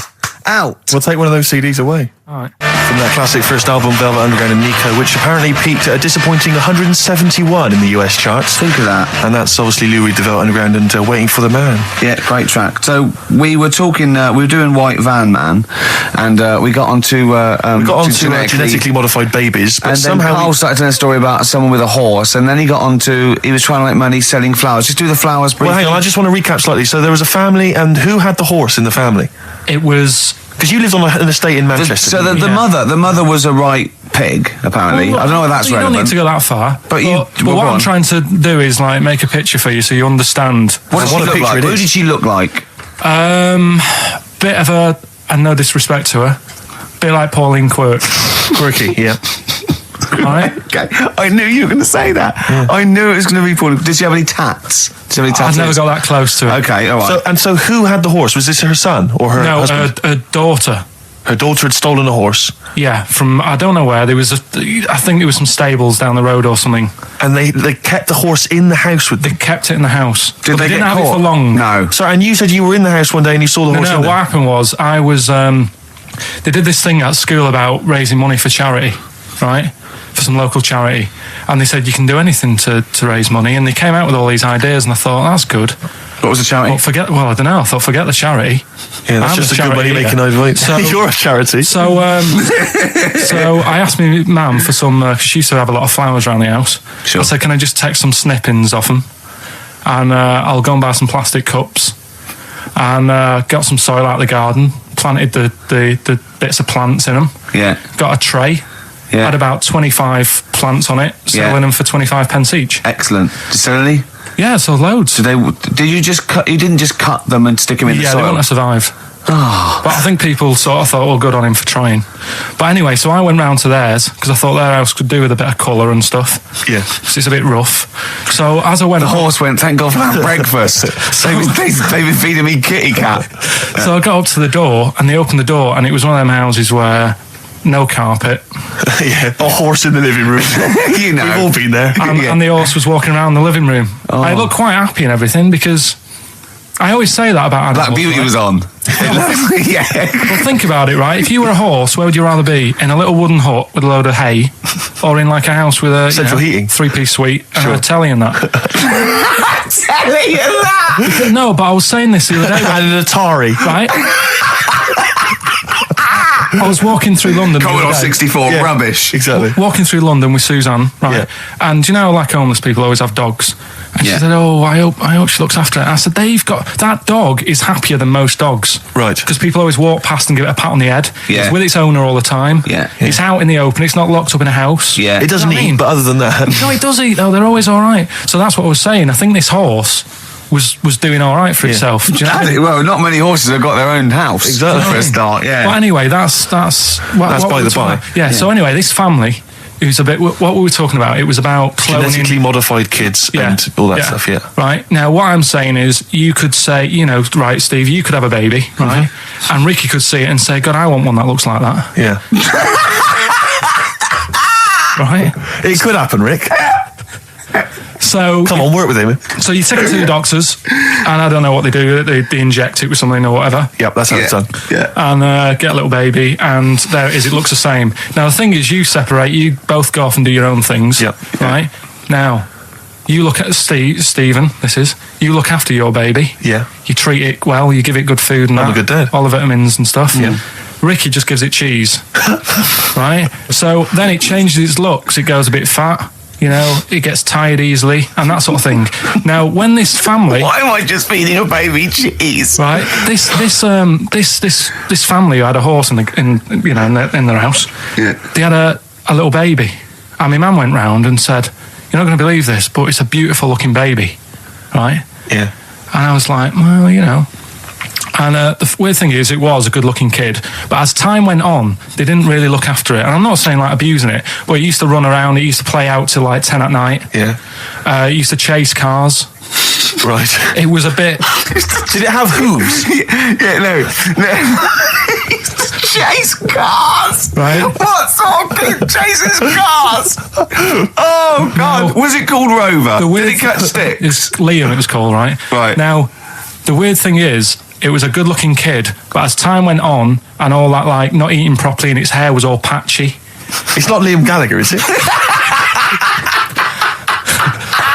And chasing cars and that, and it became an ugly kid. It's definitely Liam Gallagher. And that's what I'm saying, right? You can clone all you like, but at the end of the day, it's how you brought up. Brilliant. Wow. Life. Wow! That was a hell of a point. Oh God! But am I right? Oh, you're always right, Carl. Well, if you've just tuned in, it's XFM 104.9. You've got that bit right. Ricky Gervais show with me, Stephen Merchant. Hello there. Carl is actually in a little booth. We're not in the studio, you see. This is pre-recorded. We recorded this last week because we're away. And it's sort of like the best of the last 3 weeks since last time we were away when we put out the best of. Now, you weren't speaking to Suzanne last week at this time because you said she had a haircut, probably quite an expensive haircut. She's a lady in media. She's got to look good. She probably doesn't go to the barber like you or just shave it at home. She probably spent quite a little bit of money on it. She came home. She thought, well, my sweetheart, my lover, my sweetheart, you know what I mean? The man in my life is gonna love this. Well, he adores everything about me. He's going to love my hair. She walked in. Hello, Carl. All right. You look like Dave Hill from Slade. Is what Hugh said to the poor woman. And then talked about it on air. She was furious about that. So what did you do? Carl? She did listen, yeah. She wasn't happy. And she heard you slagging her hair off? Yeah. And she, well, what So this is probably annoying her now. Well, no, it doesn't matter. We can do a lot today because she's at work. So And of course, no one's going to tell her. let's have a chat about a fat ass, shall we? So, hold on. Oh, dear. You are in so much trouble. That's. Look, he's realised he is a little bit worried. Oh, didn't you go and buy her a coat or something? Took her out on Sunday and treated her to a new coat and that. Yeah. But I offered, I said as well, I said I'd pay to have it done again. Oh no, Carl! You have. Oh God! Oh my Christ! So she listened to the show. What did she say? You got home. She'd heard you slagging her hair off. Imagine that. He thinks that's a good thing. So like, we've won the pools. Brilliant. What are we doing? Well, you can have facial surgery now, love. It's sort of like, it's just, Christ. You offered to have it done again. Unbelievable. Yeah. But I got home and she's like all being moody with me, right? Yeah. You thought something's wrong, so you must have listened to the show when I was slagging off her hair. Well, his first thought was she probably looked at herself in the mirror. She agrees with me. Yeah, that barber's been round again. Yeah. And she just said, "Oh, that wasn't very nice of you, was it?" Oh. So I just said, "Hang on a minute." I said, "That's what we do on the show. When I'm slagging off, Chinese people looking old or whatever." I said, "You never interfere." Sure. I love the fact She's got to get her priorities right. I love the fact that she's in the same queue as a billion people you've never met. Yeah. That's fantastic. She's in the same queue. Well, look, you didn't complain when I was because Carl, I don't think Carl has ever admitted he might be in the wrong, ever. Certainly not to your eye. So did That you admit? is so true. Isn't it? That is so true. He's never admitted that he might be in the wrong. So did you, in this instance, agree that maybe you'd overstepped the mark? No, I just said she took it badly. Do you know what I mean? It's only a haircut. Yeah. Yep. Well, Steve, you haven't seen it, so you can't start interfering on this one. No, okay. No, I haven't seen it, but I very much doubt she looks like Dave Hill from Slade, who, if I'm, unless I'm mistaken, used to cut his hair with garden shears blindfolded. Well. So, you know what I mean? And did her teeth stick out and she started to speak with a Brummie accent as well? I've got used to it now anyway. So, And so did you bought? So at some point you came crawling back and you said, "Do you want me to buy you a coat?" I just said, let's leave that. Let's go out and have a good weekend. Sure. But get your hat before we go. And treated her to a new coat and that. It's a nice coat, so it takes people will look at that rather than looking at the head. So if does it do flash? It's got obscenities across the back. If anyone who knows Carl's girlfriend is listening, tell her. And maybe you're a work colleague and you're listening to the show, Because I think this is terrible. Get her to phone him now. Get her to phone him now. I mean, forget her the phone on hair. the XFM number. What's the fat ass complaint line? Because you are in deep shite. Just animal facts. I remembered one in the week. Go on. There was, do you know them two gay American men who have tigers? Okay, the two gay ones, Those yeah, are go the on. two possibly gay Yeah, ones. let's not worry about libel law anymore then. Yeah, If you go on. shave a tiger's head, Whoa. Right, okay. You've got to treat that sentence with a lot more reverence than you did. Think what you're saying. If you shave a tiger's head... not just its head, its whole body. sorry. Sorry, yeah. So I thought you were getting weird. Go on then. Yeah, if you shave a tiger, yeah, go on. It's still stripy underneath. The skin's... Is it like rock? It goes all the way through. Yeah. That's amazing. Where did you hear that one? I remembered that. Like, Was that a drunk just shouting it in the street? I shaved a tiger and it's still stripy. Get out of here. Yeah. Well, you know a polar bear? Come on. Polar bear's skin is actually black and its fur is transparent, not white, and it gives the illusion. So it gets all the radiation possible from the sun, but it's still camouflaged.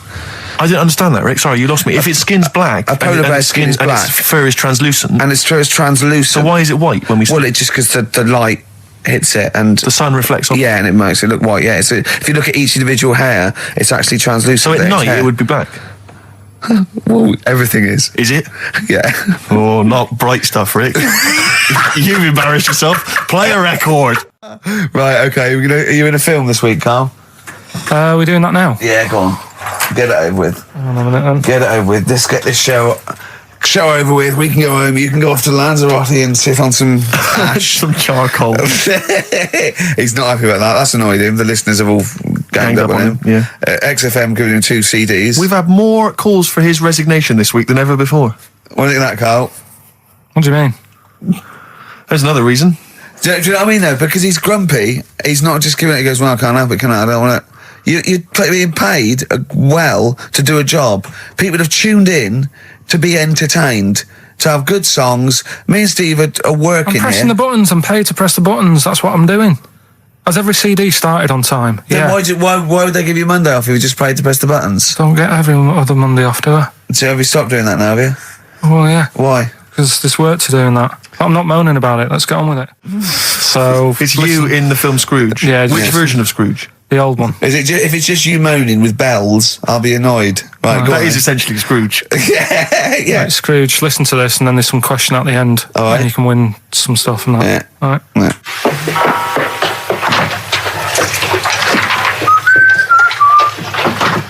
You're late. Only 20 minutes. What do you mean by coming in here at this time of day? I've just been doing some Christmas shopping, haven't I? Probably do some more shopping on Monday because it's my day off, isn't it? Yes, I know it is. You don't have to tell me. Do you want to see what I've bought Suzanne? No, thank you. I don't mind showing you. It's only a Christmas present, isn't it? Just bought some more condoms. Why? Well, I bought some last year. Got 2 boxes. They all got used, so... I'm very glad to hear it. How much do I pay you? Why are you asking? The presents I buy has got nothing to do with what I earn. Like I say, if I won the lottery, I wouldn't go mental on her. Do you know what I mean? I probably wouldn't even tell her because I think she'd want to travel around the world and all that, and I'm not into that, to be honest, so I'll probably keep it quiet. Why? Well, once you've been around the world, where do you go next year? Each to their own, though, innit? You know what I mean? Well, what do you want? What for Christmas? Not that fussed, really. And you, it's just as well I'm not that fussed, because do you know I do some work at XFM? Do you know what they're giving me for Christmas present? Nothing? No, might as well have been nothing. 2 CDs. That's it. I was well fed up.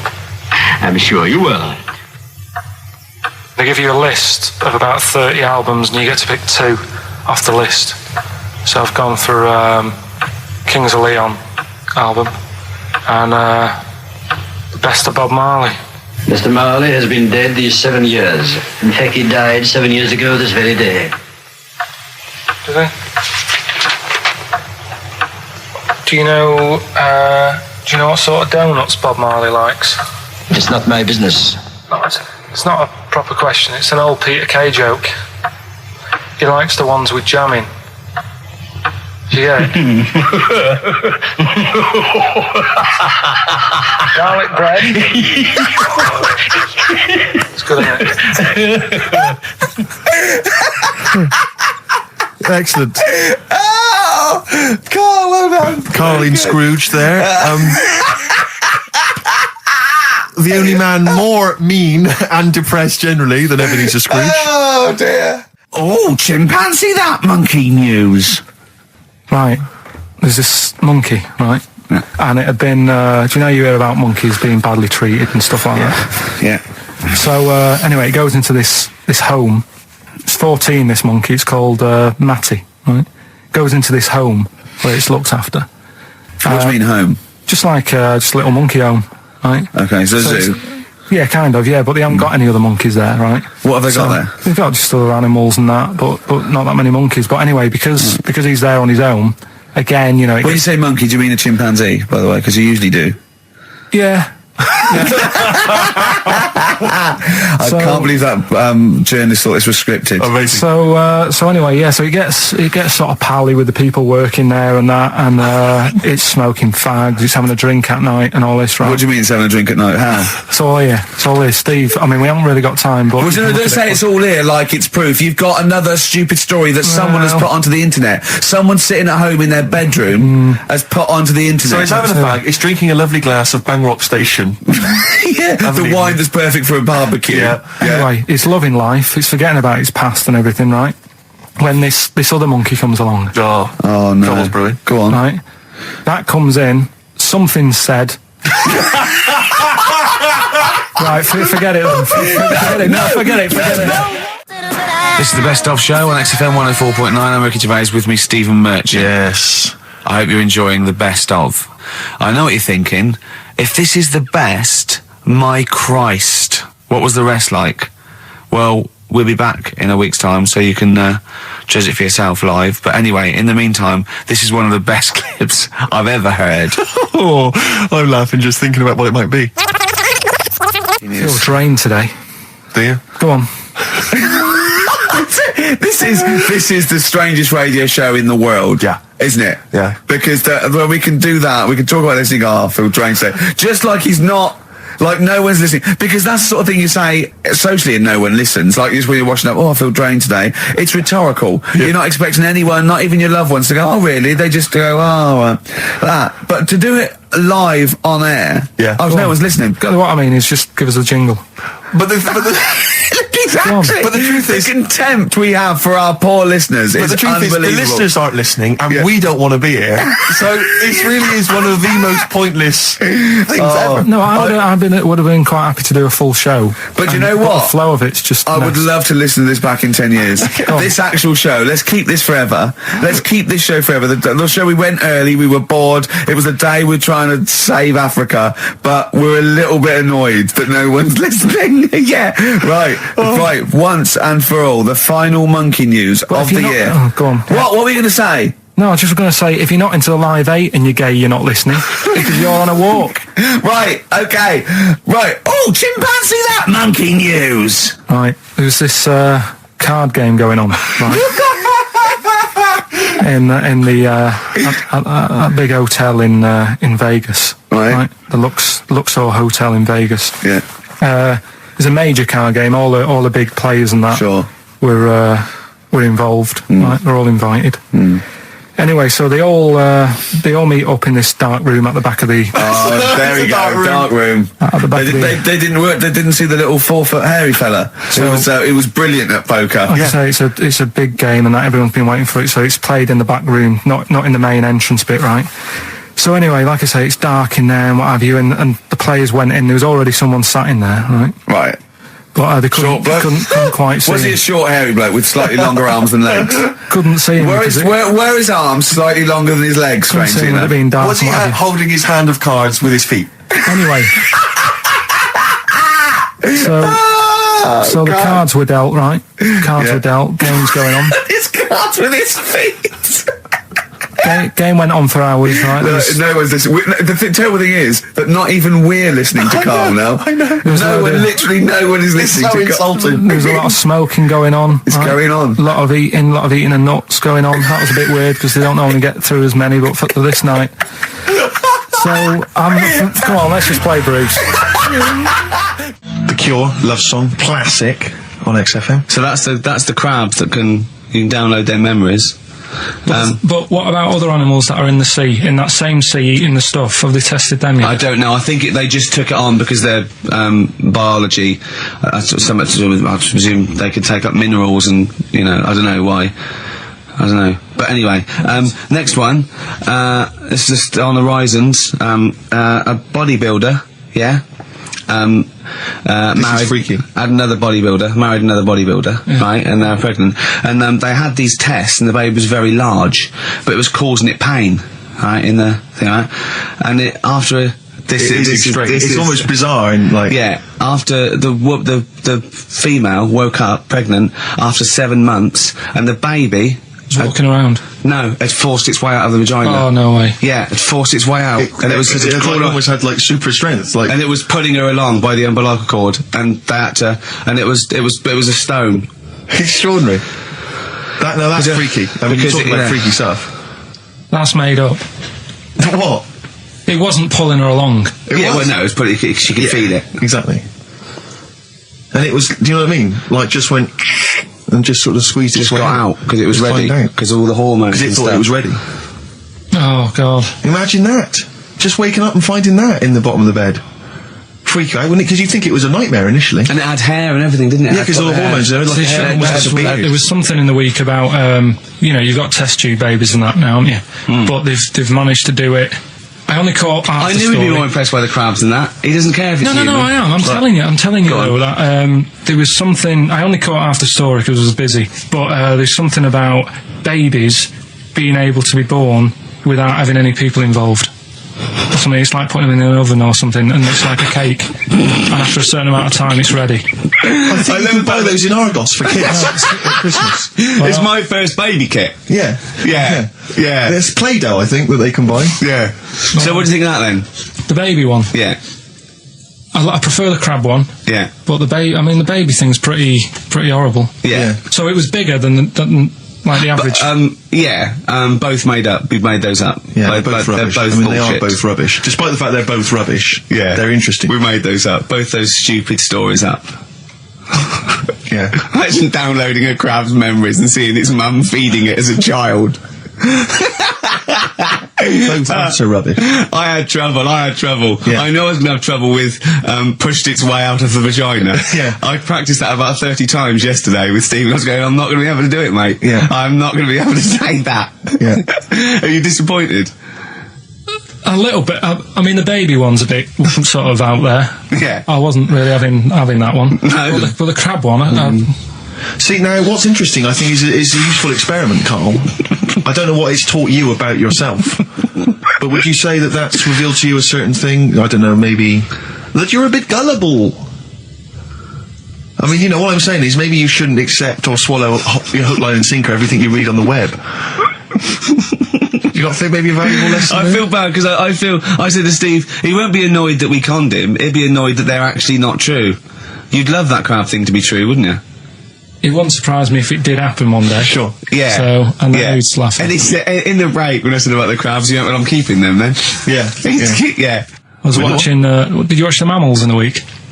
No, I missed David it. Attenborough. No. I was thinking actually, right, all this MTV stuff, if there's one reason why I'd like to do it, is I was watching Attenborough, the Mammals programme. I reckon I could do something like that.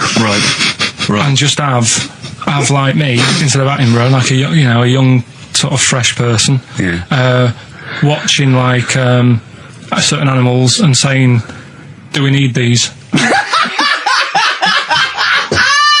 Do you know what I mean?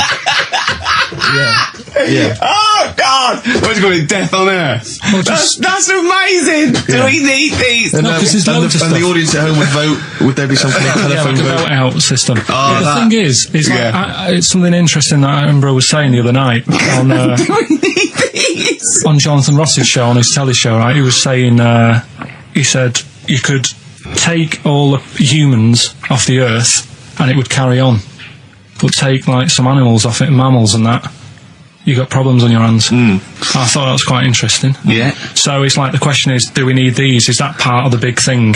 Right. Like jellyfish. Yeah. We've talked about jellyfish. Yeah. Yeah. So which mammals in particular were You you talked about watching that that you Zoe Ball thought? show, haven't you? Hey? Which mammals were you thinking we don't need when you watched the show the other night? Any in particular that you thought they don't need them? They're not of interest. Well, I like whales, but I don't know what they do. And they're taking up quite a lot of room. Sure. But stuff like, Yeah. but like jellyfish, I looked into because Yeah, I well, was I think talking about them, and they were saying they've got no eyes, no heart. There's something like 97% water. Yeah. They're blind, and they do about 33 miles a day. Right. So it's like, do we need them? Could we clear them out? Yeah. Well, the big net. That would be the programme. What? Right, we'll get rid of them. Next week we'll be looking at Rhinos. I think it's genius. Honestly, I think it's genius. And like going along, sort of like picking up sea anemones and going and just lobbing them into the sea. Well, what do you think about MTV doing that? And then I just, in between the bits, Play music videos? I play music That related relates to to it. fish, so I could play like fish, Yeah. like Rock Guy, or the animals, Rock Lobster. yeah, or what else could This I get could in run there? and run. What other songs have got animals in them? The Well, Monkeys, could play the Monkeys. Yeah, there's about 1 million, so let's not start this. No, but do you know what I mean? So do we need this? So MTV flies you around the world And to the most incredible exotic locations. You sort of climb up a tree or whatever next to, I don't know what lives up a tree, some kind of rare parrot. You say, look at Sloth. that, it's colourful, Sloth. it's interesting. Oh, you like sloths, don't you? No, they just live up trees, but I'd say, do we need them? Why? Well, what do they do? What do you mean? What do they do? What do you want from an animal? Carpentry. What do you want? I don't like scorpions, right? Right. But then I found out they look after those monkey things. They're not monkeys, they're lizards. Well, all right, yeah, then lizards. They look after the lizards. So there's a reason. But do you need the lizard? Could be your next yeah, question. because the local people made shoes out of them. But not when the scorpion protected them, they didn't. All right, we don't need them then. So ultimately, would anyone decide? I mean, do the animals kind of get a chance to mount a case for their survival? I mean, is there maybe someone that comes into their corner and sort of defends them? I'd have like a David Attenborough type character who says, Right. well, they do this, and I'll go, yeah, but do we need that doing? Yeah. Okay. So what does an animal need to do in order for you to feel that it sort of gets a chance of life? I mean, like a pet, like an animal, like a dog maybe, or a cat. I mean, they give a certain affection to its owner. Is that a valid reason to survive?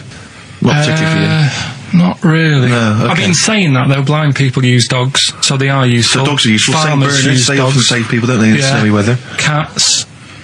I'd have to think about it. Okay. Keep the mice down. Yeah, but you got Rent-A-Kill. So what I'm saying is something that will affect the world. Right. I think you'll find everything does. Except Carl. I'm not sure what effect he's having on the world. I'll tell you what though, Steve, right? Did you watch the mammals? I did see the mammals. They had bison on it. Right. The weirdest looking things you've ever seen. Yeah. They've really You're on dangerous ground here, Carl. They've really got it's like, decide what you want to look like. It's just a mismatch of stuff. It's got a really big airy head. Yeah. And like you. Sort of bald at the back. Right.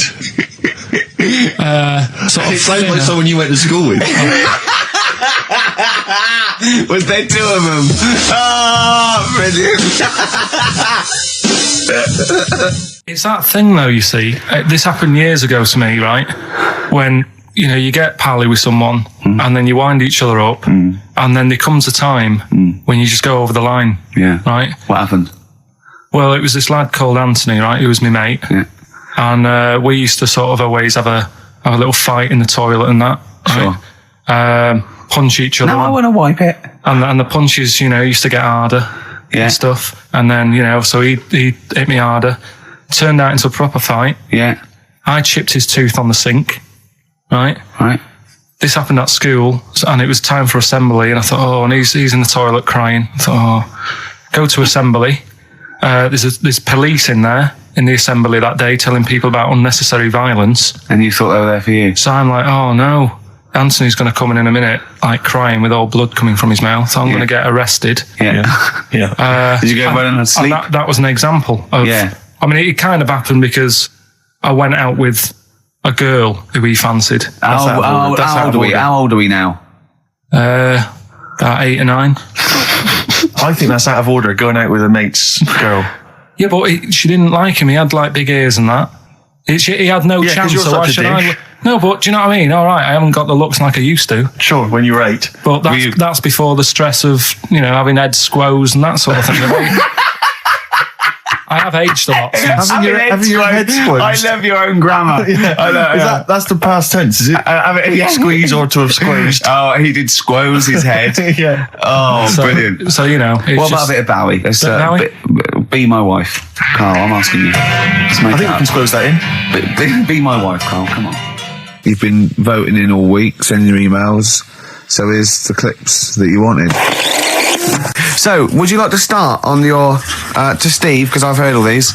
We won't do them all. Well, we'll start off with the Mr. Freeze. Tell Steve the story of Mr. Freeze. This is the first time he nearly died. This is the most serious of the lot, really. So, what it was, do you know, like, don't know if your mum and dad did the same thing, but like they do the weekly shopping on like a Friday. Yeah. So when you got to Thursday, there wouldn't be much stuff left in the cupboard. It'd just be like, your Jacob's crackers and stuff like that. So when they'd been to the supermarket and they came back, I was like, what's that saying? Like a pig in. I loved it. It was like loads of food coming in, loads of biscuits. What is that saying? He nearly said pig and shit. Right. Is that the saying? Yeah. Right. So all this food comes in. Thank God he didn't. Otherwise he'd have been in trouble. That's true enough. Because he's culpable for our actions because he's the producer. So technically, that twat's in charge. Go on. Right, so anyway, there's loads of food, and I'm like, oh yeah, look at this, and chocolate biscuits, and penguins and stuff. Bacon. And bacon. Just in case, you never know. So anyway, my mum and dad's putting the food away. Me and our kid are like, he's already grabbed something, gone back upstairs. It's like feral children. It's like a quest for fire. And then they run upstairs. What did you sit under the bed, gnawing at some sort of pig's trotter? So I saw, do you remember Mr. Freeze Pops? I do, yeah. So they're kind of like popsicles, icicles. Yeah, but really long, like a foot long, right? Yeah. So I thought, I'll have one of them. So I grabbed it. Went for the nutritious stuff first. Absolutely. And like my mum and dad are putting this stuff away and what have you. And I rip it open and knock it back. Right, straight away, just right back like Swallow that. Swallow it, right, yeah. But it went down the wrong way, right? So I was down your shirt? So I was like, oh God, I can't breathe. And my mum and dad didn't even know what I'd ate. Do you know what I mean? I ate it so quick. Yeah. And I'm sort of tapping my mum on the back, going, and she's going, oh God, he's choking again, because I was always choking. If it was one thing, I don't know if I've got like a small throat, but I mean, even Ricky knows I can't drink that much, can I? Yeah. Do you know, or eat pebbles. I'm not a quick drinker. I'd always, I think I'm scared of like swallowing stuff. Yeah. And it was like bottle tops and mint imperials and stuff. I was always choking on stuff.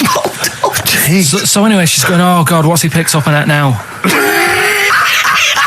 Drop it. So- And she hit his nose with a stick. So I was going, I'm choking. At this point, my dad had I think he'd put his share away, his food away, and he'd gone. His share. I love it. He'd gone to watch like Winner Takes All or whatever in a lounge, and I was in the kitchen, and I was starting to I didn't care anymore. Do you know what I mean? I just got to that point where I wasn't struggling anymore. You just thought, I'm done I just for. was like falling to the ground.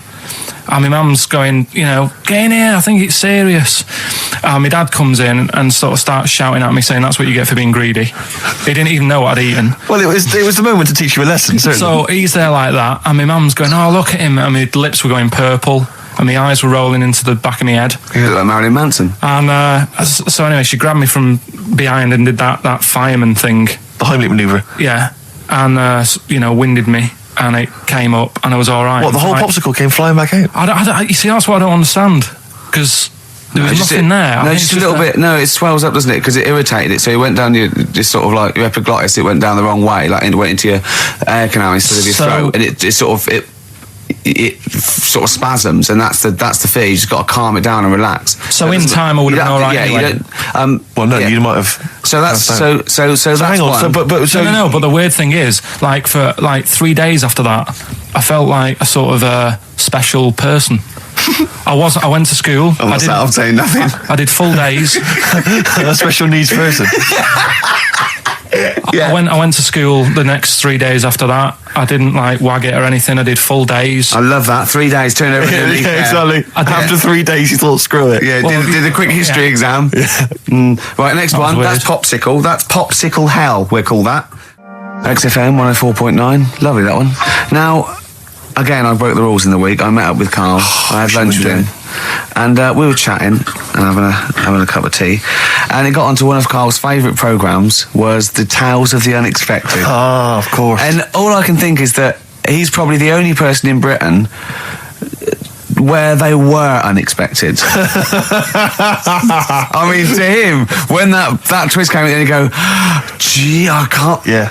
Oh God! Can't believe so it was the tree that did it. I mean, he was probably the only. And we were telling all these stories of horror, and he liked horror stories. And I told him this story, and I don't know if this will come across the way, but I told him this story. It was a short. It was a horror short. This was a film you saw, was it? Yeah. And what it was, it started off just there'd been a car crash. You see, it's a horrendous wreck, and you saw it from the point of view of the person in the car, and he was calling for his mate, and he was going, Dave.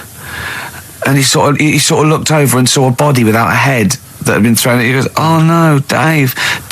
And then into the field of view came Dave, his mate, and looked at him with a look of horror. And then it sort of went black, and you realised that he was just a head, and it had been his body. Oh wow! Right? Yeah. And I said, then it came up at the end at the executions in the French Revolution. People experience consciousness for and he went, oh. No, he said, it wouldn't be for that long. And then he went, if it was a chicken, it would work.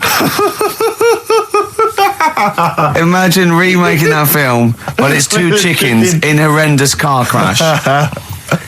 Their own fault for driving. It would work. No, he wasn't having that. Yeah. No, it was too long. I think he said, how long was this film? I went, about 5 minutes. He went, no. It would work if it was a chicken. I like the way that Carl is something like when you relate an incident like that, he's appalled and offended and annoyed by the people that made it, even though he's never seen it. Oh, he's annoyed. Yeah. Do you have a favourite Tales of the Unexpected, one that you remember particularly that shook you up? Yeah, we were talking about the one on where there's some woman in prison. Have you seen that one? I can't remember them all. Right. This woman's in prison. Yeah. And she gets a bit friendly with the guy who takes the dead bodies out. Right. And he said, I can get you out of here. He said, what you've got to do, right? You've got to, I don't know, at midnight. When you hear the bell toll, that means there's been a dead body. Yeah, there's been a dead body. So what you got to do is go into like the place where all the dead bodies are. Get in the first coffin on the right, and then I'll come along and carry you out, and you can run away and escape. Yeah. Right. So she goes, yeah, all right then. So she hears the bell go. I'll bury you, right, and then I'll come back later and dig you up. Right. Yeah, but that's the point. It doesn't matter. It does matter. Trust me, Carl. It All right, really then, okay. matters. Listen, I don't know if I'm going to ruin this for people at home. Yeah. Can I just skip to the end? I would imagine that she gets buried and he doesn't come back, and she has to get buried alive. Better than that. So she gets in the coffin, and she's lying there for ages. She's She buried. can feel a bit of movement going on, so she's obviously, being carried somewhere. So she's thinking, this is it, I'm getting out. And she's lying there for ages and thinking, why isn't someone coming and lifting the lid off this? Do you know what I mean? Letting me get out. So she's really bored. She gets a lighter out, right? Lights it to have a look at who she's lying on. It's only the fella who said he'd help escape. Oh. How bad is that? That is... How bad is that? So it is quite important that she's buried alive then, isn't it? In retrospect, you realise that the jeopardy is that she is buried alive and can't get out. Yeah. It makes it so much worse, doesn't it, than just like lying in the morgue and going, actually, I'm getting out of here. Yeah. This isn't going to work. Look at Carl's face. Having told that, he's so pleased. His face is lit up. He's beaming like a child. Have you seen any? Is that your favourite horror thing ever? Brilliant. I love that. That's like a ride song or something. That's my favourite one. Ride-ish. Ride-ish. Feeder.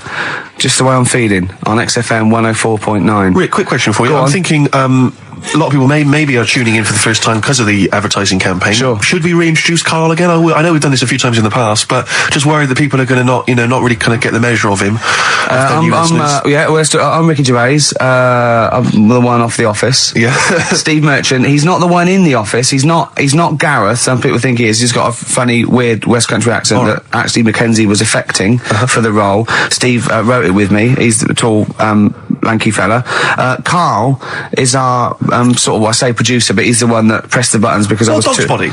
Yeah, but I mean, it was just because I was too big to run the desk. Yeah. I used to have to do. Literally too big. You couldn't get behind it. Yeah, and then we discovered that, he looked a bit like a boring sort of, alright, no. But then when we sort of, poked him with a stick, he came up with, he doesn't realise, but some of the I think, some of the funniest extraordinary things I've heard.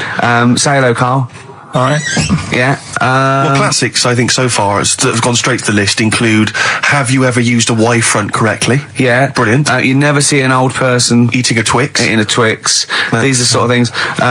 He's back on his campaign to get rid of jellyfish. Why is that, Karl? Oh, did you see the paper yesterday? Go on. There's a jellyfish, right? It's about 15 foot long, about 5 foot wide, and there's a fella swimming next to it, and the paper's going, oh, look at this we've found, there's loads of them in Japan. Yeah. And it's because the water's getting hot, so it's making jellyfish really big. Oh dear. How's the campaign going to get jellyfish get rid of them? What was your point about jellyfish? They don't do anything. There's no point. They get in the way. Jellyfish, yeah. It ruined me holiday because I got stung by one. Yeah. But you think the same thing about Liverpudlians, and we can't just go around, wiping out things that ruin Well, your let's holiday. do the jellyfish first, and then we'll move on to the Scousers. Yeah. But yeah, I don't know what they do, and I'm trying to look on the internet. I've been busy this week. You're jellyfish now, not Scousers. Yeah. You don't I don't know what they do either. To sort of try and work out what would happen with the sea if it didn't work, because they say like if there's What? no. Slow down. See, this is what we're talking about. Let's do it. People who listen for the first time, they've got to listen to every word you say. You want to find out what would happen with the sea if it didn't work? If jellyfish weren't in there, do you know what I mean? Because stuff like coral, apparently the sea would be in a right state if you didn't have any coral in it. Fish, do you know what I mean? I always worry about how many fish we're sort of eating. Because you go past... Sorry? No, do you know, like, you go in Marks and Spencer's or Selfridges... There's loads of fish in there. And there's really fancy stuff that you think they've killed that, and it looks good on the counter, pretty impressive. Yeah. But is anyone going to buy it? Yeah. Do you know what I mean? It's a big, like, a shark sat in ice. Yeah. And you go, yeah, they've got like, a lot of fish... So you won't go around the Tate Gallery? Do you know what I mean? I've never seen a big shark sat in ice in Selfridges. They do it. And it's like, you go in the morning and you can go back at night and the same shark sat there.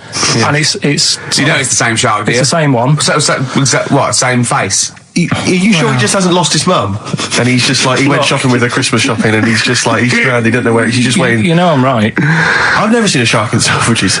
Well, all right, then say maybe that's one day a week, but on other days they'll have like... Shark Monday. I think, Selfridges. Today at Selfridges is Shark Monday. Yeah. No, it's just that... So your point is that there's all these fish not being eaten. Yeah. So and they're being killed. They're taking them out of the sea, no one's eating them. And you're worried, what, that the sea's going to rise because the more things you take out? Well, we're just going to run out. Because the fish drink it, don't they? And that keeps the water level down. Yeah. No, but you know what I mean. There's stuff that worries me. You're worried that... Was it you who said that you were worried that... Because, there's sponge in the sea. Yeah. But if they took it all away... No. Was it... Is that him? That's a Stephen Wright joke. Is that Stephen Wright? What was the joke? Sponges grow in the sea. That kills me. How deep would it be if they didn't? I love the fact that he confused you with Stephen Wright, who for a living purposely says ridiculous things. Yeah. Does that worry you, Carl? Well, think about that and play a record. What do you want? I'd love to. A classic, a beautiful song by Simon and Garfunkel, April Comes She Will. Right, competition time. Brand new competition we come up with. My favourite we've ever done, I'll be honest. And a great prize, The Sixth Sense. You get a clip of a great film, and then you get to keep the great film. Now, I'll just explain this competition. I think Carl is a little bit of a frustrated actor. And so, by the power of technology, Carl takes the role in a film. And there's a question about it afterwards. This is a scene starring Karl Pilkington from The Sixth Sense.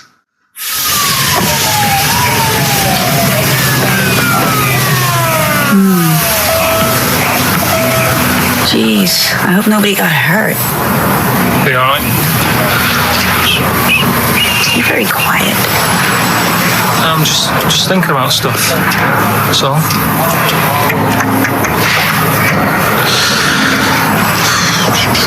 You're mad I missed the play, aren't you? A little bit annoyed, to be honest. Went down a storm playing the drums in Little Donkey, but your loss. I'd give anything to have been there. Well, you wouldn't, because you didn't. But like I say, it's your loss, isn't it? Anyway, I'm just quiet because I'm thinking about stuff, like I said. Right? I'll make a big deal out of it. What is it? Well, I was just thinking, what would happen, right, if you put a chameleon on a mirror? How would it handle that? It's a bit weird, isn't it? Oh, you're scaring me. That's scaring you. This'll scare you, right? The other day, saw two old men sat there having a Twix. You never see that, do you? Old fella having a Twix. You see ghosts, Cole? No, just the old fellas having a Twix, but... They talk to you? No. They tell you to do things? No, because they were too busy eating, but... What's that got to do? What are you looking like that for? Do you think I'm some sort of freak or something? Is that... I would never think that about you. Well... Ever. No. Got it? All right. Well, it's a very chilling scene, that. That is great. Oh, that is fantastic. It's a very spooky scene from the film The Sixth Sense. Rick, I think you've got a question. Well, yeah, I mean, Carl played it wonderfully there, the role of the child that sees weird stuff. But who played the original role? What was the name of the child actor who played the original role? It's email only, ricky.gervais@xfm.co.uk. You can win a copy of The Sixth Sense. It's time for the newest quiz in town. This is where Carl inserts himself into a seminal film. Last week, it was the little kid in Sixth Sense. You remember, to great acclaim. The critics loved it. They said a triumph. This week, he's fiddled with The Graduate. This is the scene where, of course, he goes upstairs to the hotel room, and it's on the cards. She's a dead cert, Mrs. Robinson. Well, Here we go then. So, are you ready for it? I've brought some condoms from home that Suzanne got for Christmas. Benjamin, What? Will you bring me a hanger? A what? A hanger.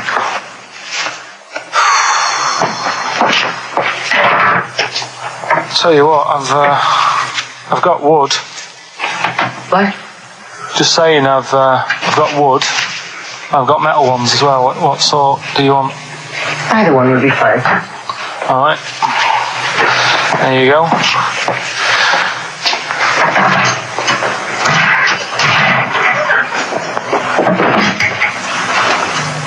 Are you afraid of me? No. No, I've seen weirder things than you. Have I ever told you about the two lads I went to school with who had big heads? Webbed fingers as well. But not related and weren't mates, but both had the same thing, which is a bit weird. Yeah, I've never found out what was wrong with them. Can I ask you a personal question? As long as it's not about my head being round, because Ricky's always going on about that. He's saying I've got a round head. Well, you can admit that, can't you? No, it's. I'd say it's a normal sort of shape. It's just round.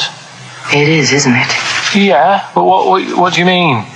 So is yours. Heads should be It's round. nothing to be ashamed of. I'm not ashamed. It's just a normal shape. Mm-hmm. And you can talk. Look at your saggy arse. Anyway, get your knickers off. Hello, darkness, my old friend. Oh, that was a joy. Oh dear. It was an absolute treat. Now, I should say that obviously the prize is a copy of The Graduate. Now, bear in mind that XFM is giving away these prizes. Yeah. Carl is so cheap that he wouldn't even buy it on DVD.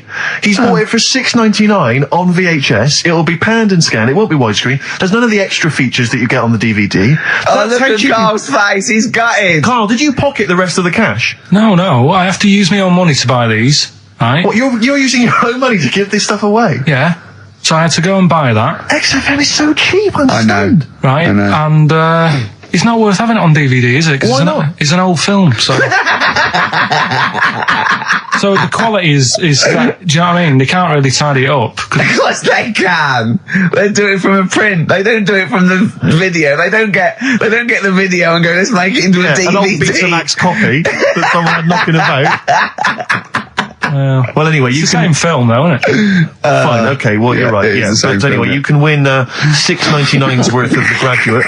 The question, and it's email only, Steve, it's not Steve, it's ricky.gervais@xfm.co.uk. The question is, name the actor that Carl was taking the place of in the film, and of course the actress that he's performing opposite. ricky.gervais@xfm.co.uk. Lovely. Something else we're giving away. Go on. The Shining. It's just more throwing away, isn't it? Once again, Is it on video? Once again, it's on VHS. Just because you buy it out of your own money, Carl, stop being so mean. And I want to watch it tonight, because it's one of those films that... So you're going to watch this video and then you're going to send it to someone as a prize. Yeah, it's one of them films that... Oh, sorry, what, you just said yes to that without blinking. Oh, yeah. You don't think, like, Les Dennis doesn't have a quick go in the car on Family Fortune before he gives it away? It costs Jim Bowen has $5.99. a go at those his and her towel racks. It costs $5.99, Carl. Okay, this is Carl in the classic The Shining. And what's the question? Well, we might ask that afterwards. Okay, then.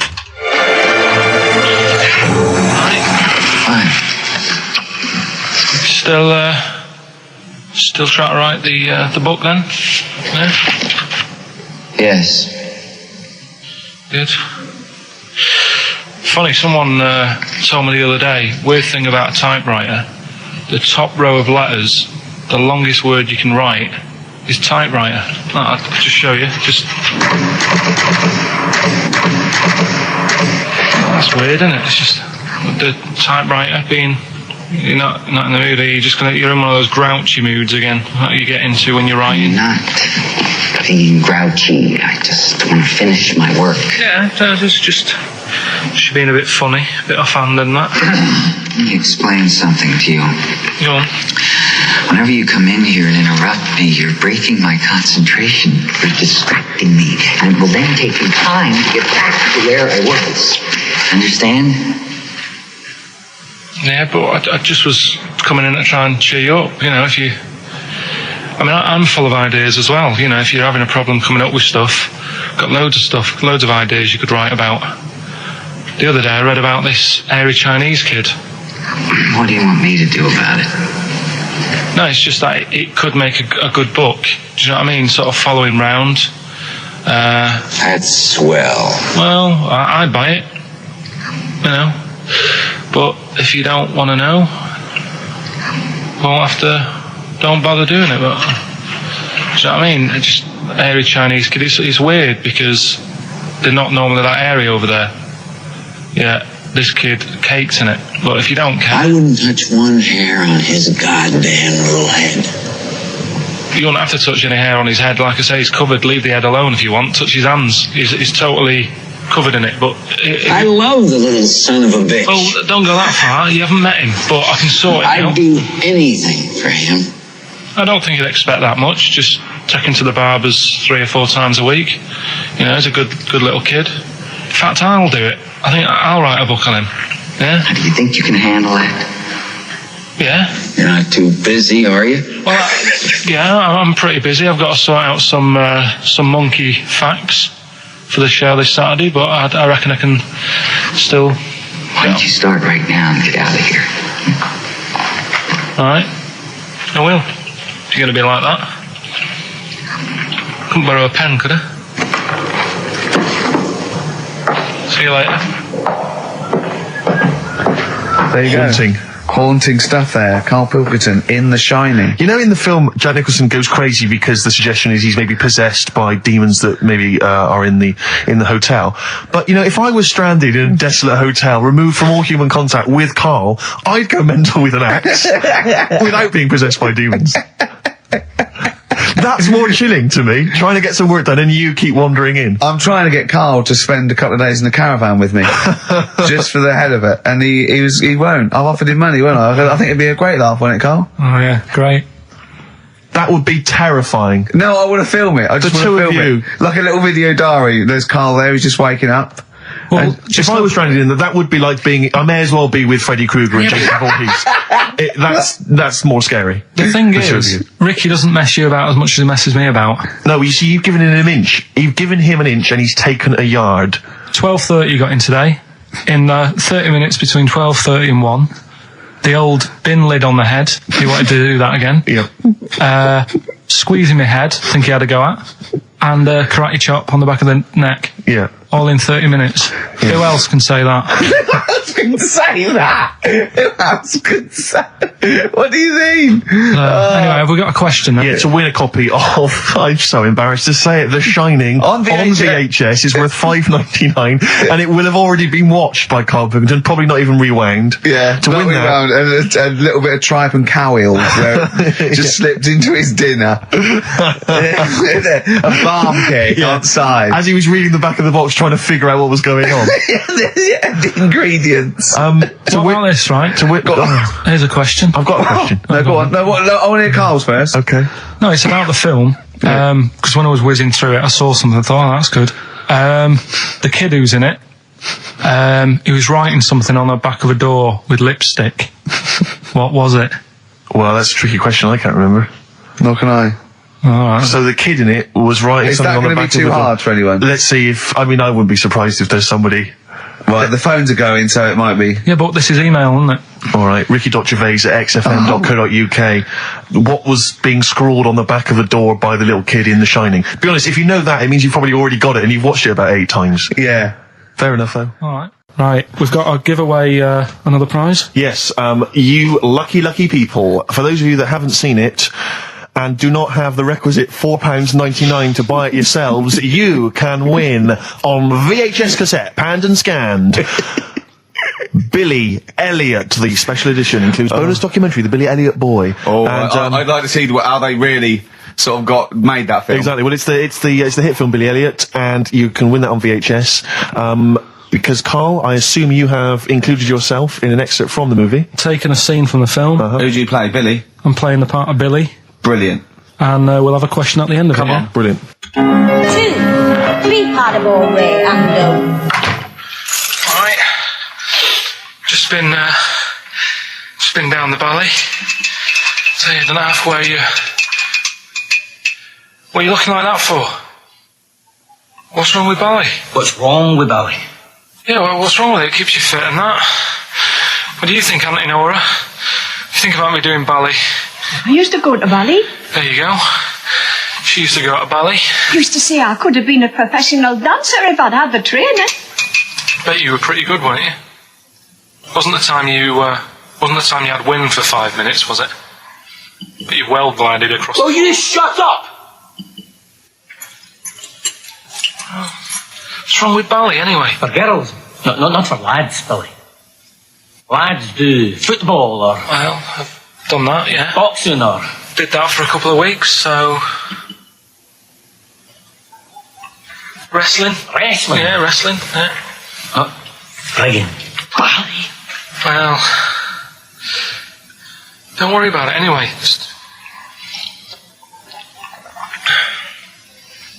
Is it alright if my mate Wayne stays over tonight? He just wants to sleep over. He's just coming over to... Wayne, sleep? Yeah, he just stays over. I'm not gay or anything, he's just... I don't fancy him, I'm not... Yes, you do. I don't. Yes, you bloody well do. What, just because I want my mate Wayne to sleep over and I've started doing ballet, that turns me into a gay man, does it?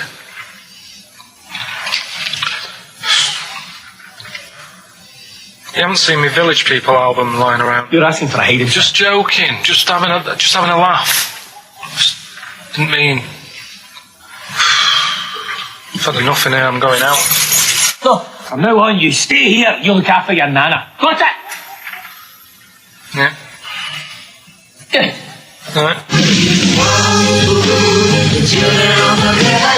Well, there it is. What's the question? Powerful. I'd like to know, what was the name of the actor that Karl was taking the role of? Does that make sense? That's not grammatically quite right, but anyway, fine. Who was the young lad that Karl was taking the place of there? Name of the actor, not the character. And just email in ricky.gervais@xfm.co.uk. You can win yourself. You gotta be fast. You can win yourself a VHS edition of Billy Elliot worth £4.99 price. I'm going to leave the sticker on, which has actually got the price on. Brilliant. I'll leave that on so you know just what you've got in you. Which film are you doing this week? Looking at Silence of the Lambs. Right, play it. Just play it. Have we got a question? No, who cares? Who cares? Should Karl carry on? Play it. Right, Silence of the Lambs. The bit where Jodie Foster is having a chat. Good evening, Clarice. Alright. Just thought I'd come and see you. How very thoughtful. Don't mind me popping in though, do you? It's just no one else is interested in the sort of things I like talking about. People will say we're in love. Well, say what they want. Did you hear the show last week? We were talking about gay people, if they should have their own toilets or not and stuff. That was good. Yeah, it's alright. Got a good debate going. Enjoy doing the show. It's a favourite part of my week, really, just talking about weird stuff and that. Oh, Clarice, your problem is you need to get more fun out of life. I have a lot of fun in my life. You know, come and see you and spend a lot of time on the internet looking up weird stuff. We're reading something about a hairy Chinese kid. There's another thing, there's a fella who, no arms and legs, is known as a pillar man. Everything you need to find him is right there in those pages. Bizarre magazine. Yeah, I get this. The hairy Chinese kid, what annoys me is he could sort it out. He could just have a shave, couldn't he? Do you know what I mean? No, he cuts. Does he? Well, he used some like EMAC stuff. Yeah, don't be getting funny with me, just because you're in a bit of a mood, right? You know you shouldn't eat people. Your eyes are bigger than your belly, I've always said that, so I'll see you later. Interesting. Atmospheric, moody, and the question is...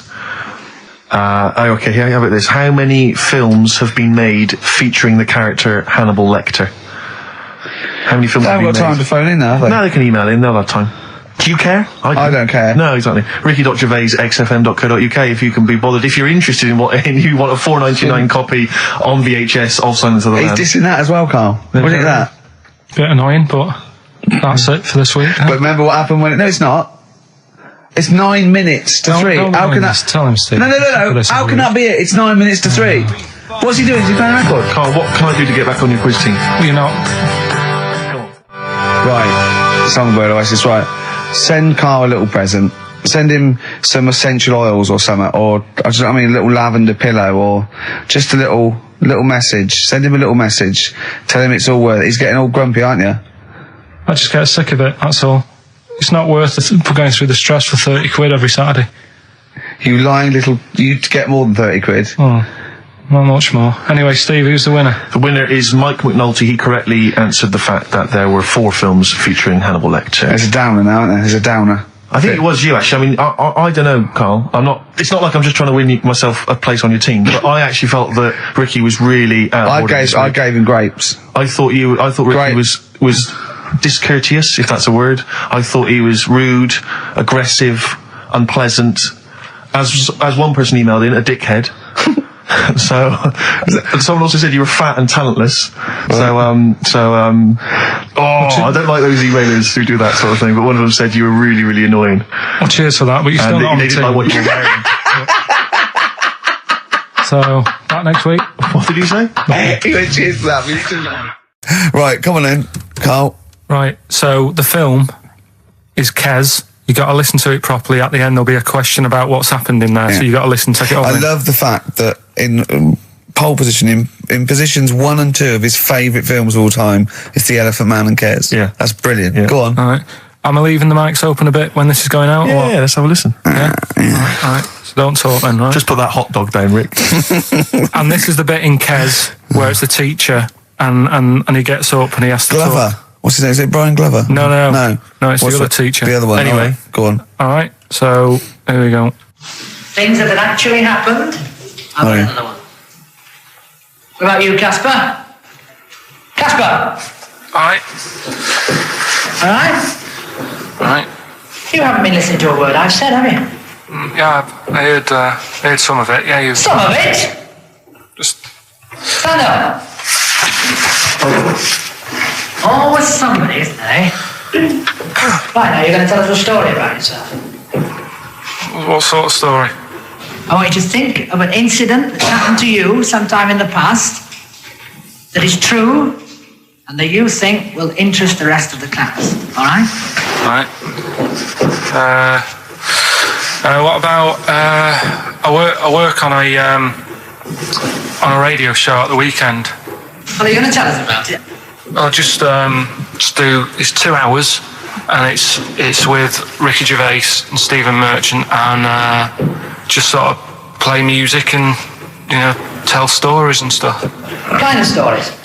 Well, whatever. Like last week, it was science. We were talking about this lad who was growing a knob on his arm. So it's weird. It's tricky, sir, because like with Ricky, he gets bored quick and he won't listen to the stories, and he'll start squeezing my head. All right. I'm not interested in what he does. That isn't normal, is it, sir? That. I mean, it sure is a bit gay. Is he? Just messes about, though. Do you know what I mean? I try and like come up with good stuff, like monkey news and like quizzes and stuff, but then he'll just, Ricky will just mess about. I mean, on Saturday he did it again. He squoze me head. How do you spell that? Squoze. S-Q. I'm going to show it off the wall. This is a new word to me. Squoze is S-Q-U-O-Z-E. Now tell us what it is. It's when he gets me head and he puts one hand on the back of it, right? And he puts the other hand on the front of it and he just sort of swivels it. Swivel, right down the front. Oh, swivel's not. It's spelled S-W-I-V-R. How many times a day? How many times a day does he swells it? It depends what time he gets in. If he gets in about 12:30, he could get a good 3 in. But I think, I don't really want to talk about. Don't you? Well done, Billy. Big round of applause. That is the effort. Yeah. Wow. That's the best thing you've ever done, Carl. So that's Kez, right? Yeah. Got some good prizes there. Not bad, yeah, good stuff. Question is, how many times did I say Ricky can get? How many head squeezes can he get in before the start of the show? Right. So if you were listening properly, the answer's in there, right? And got some good stuff Got there. some DVDs in there, and some CDs, including some Jimi Hendrix stuff and other odds and ends. Good stuff. Brilliant. And just text in 83 XFM. All right. I'm excited, Steve. It's that time. It's that time of the week. Go on. Well, Carl's in a little film. Oh, that's what you're excited about? Yeah. Sorry, I thought you meant the show's almost over. Right? Yeah, no. Come on then, Carl. Right, so I'm in One Flew Over the Cuckoo's Nest. Yeah. Took a scene from it. Yeah. Got to listen carefully in that. At the end, there'll be a question on like the clip that you've just heard. It's sort of like what they do in the Krypton Factor and stuff. So do you want to read out the prizes? And just Yeah, there's these little things. It's a couple of rock and roll albums. We got the. Why is it called One Flew Over the Cuckoo's Nest? I can't remember. I think it's explained in the book, but I don't remember. I haven't read it for many years. If someone knows, just a quick email would do. I'd like to know that. ricky.gervais@xfm.co.uk. You can win yourself, if you get the question right, the League of Gentlemen Series 3. We got that Rock and Roll Legends again, the Best of Blondie, a Nature Programme, and the Old Grey Whistle Test Volume 3. So if you're Brilliant, over so 50, you'll enjoy that. Yeah. And just if you haven't seen the film, it's just about like a what would you call it? Well, it's a guy who thinks he's going to get away with prison by going into a mental institution. It was a new experiment, but he finds out he can't get out and he's sort of trapped. And well, people know it. Everyone knows what. Just play it. Well, I saw it last week, so just play it. All right. Well, I've been observing you here now for the last 4 weeks, and I don't see any evidence of mental illness at all. Yeah, no, not mental. I never said I was. I mean, all right, I got an E in history, but that isn't why I'm in here. I'm in here because I had to get away from the outside world. It was doing me head in. I've been working too hard. I'm stressed out. I've been working like loads of hours Monday to Friday. I've been working on a Saturday with Ricky and Steve. Right, that's been doing me head in. People think that's a laugh when it isn't.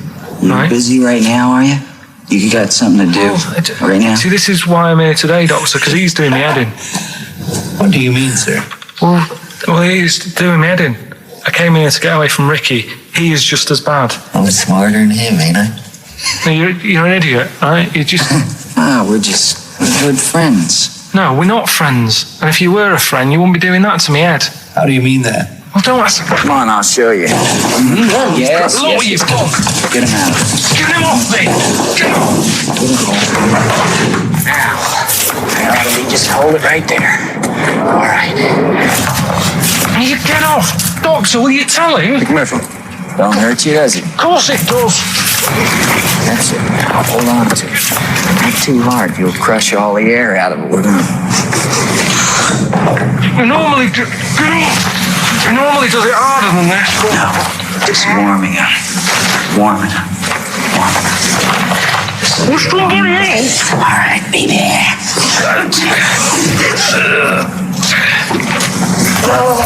Get off! See what I mean, Doctor? That's what he's doing every day. The state of this. I don't know why you do it, because it's not as if you're going to crack it open.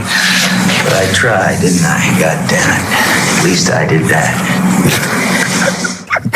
I love it, the effort. Yeah. It's almost, I wonder if it's almost a strange premonition of the future. Yeah. You in some kind of home. All right, well... what's the question? Little question then. What result did I get in history? Good. All right. Yeah, well, tricky one that. ricky.gervais@xfm.co.uk. I'll text. Will we take text? I can't really bother to check the texts. All right then, here you know.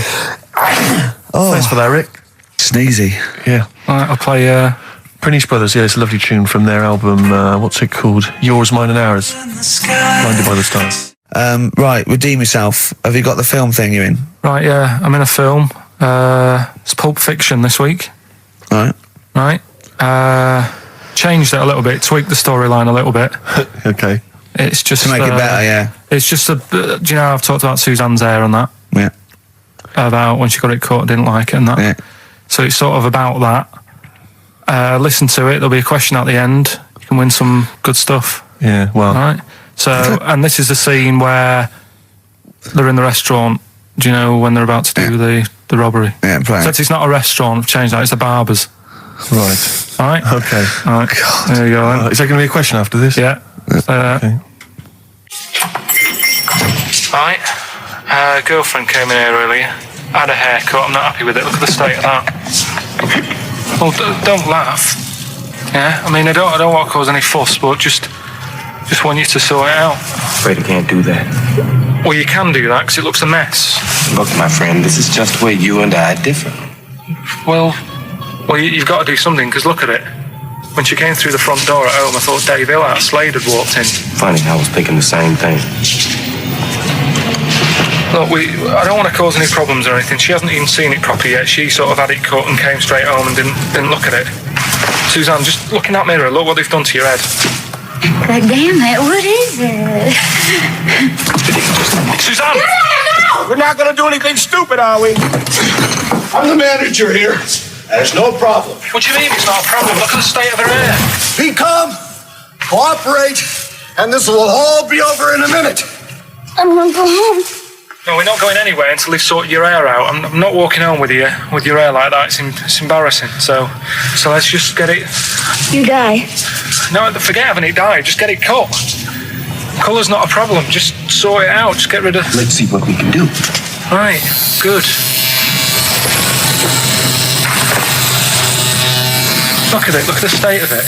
I'm trying real hard. Suzanne, just keep your head still there so we can... Just hang in there, baby. You're doing great. I'm proud of you. Just sort that bit out there. Just cut that.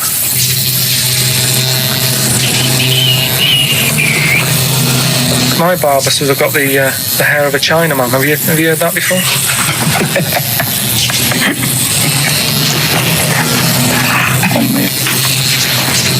What?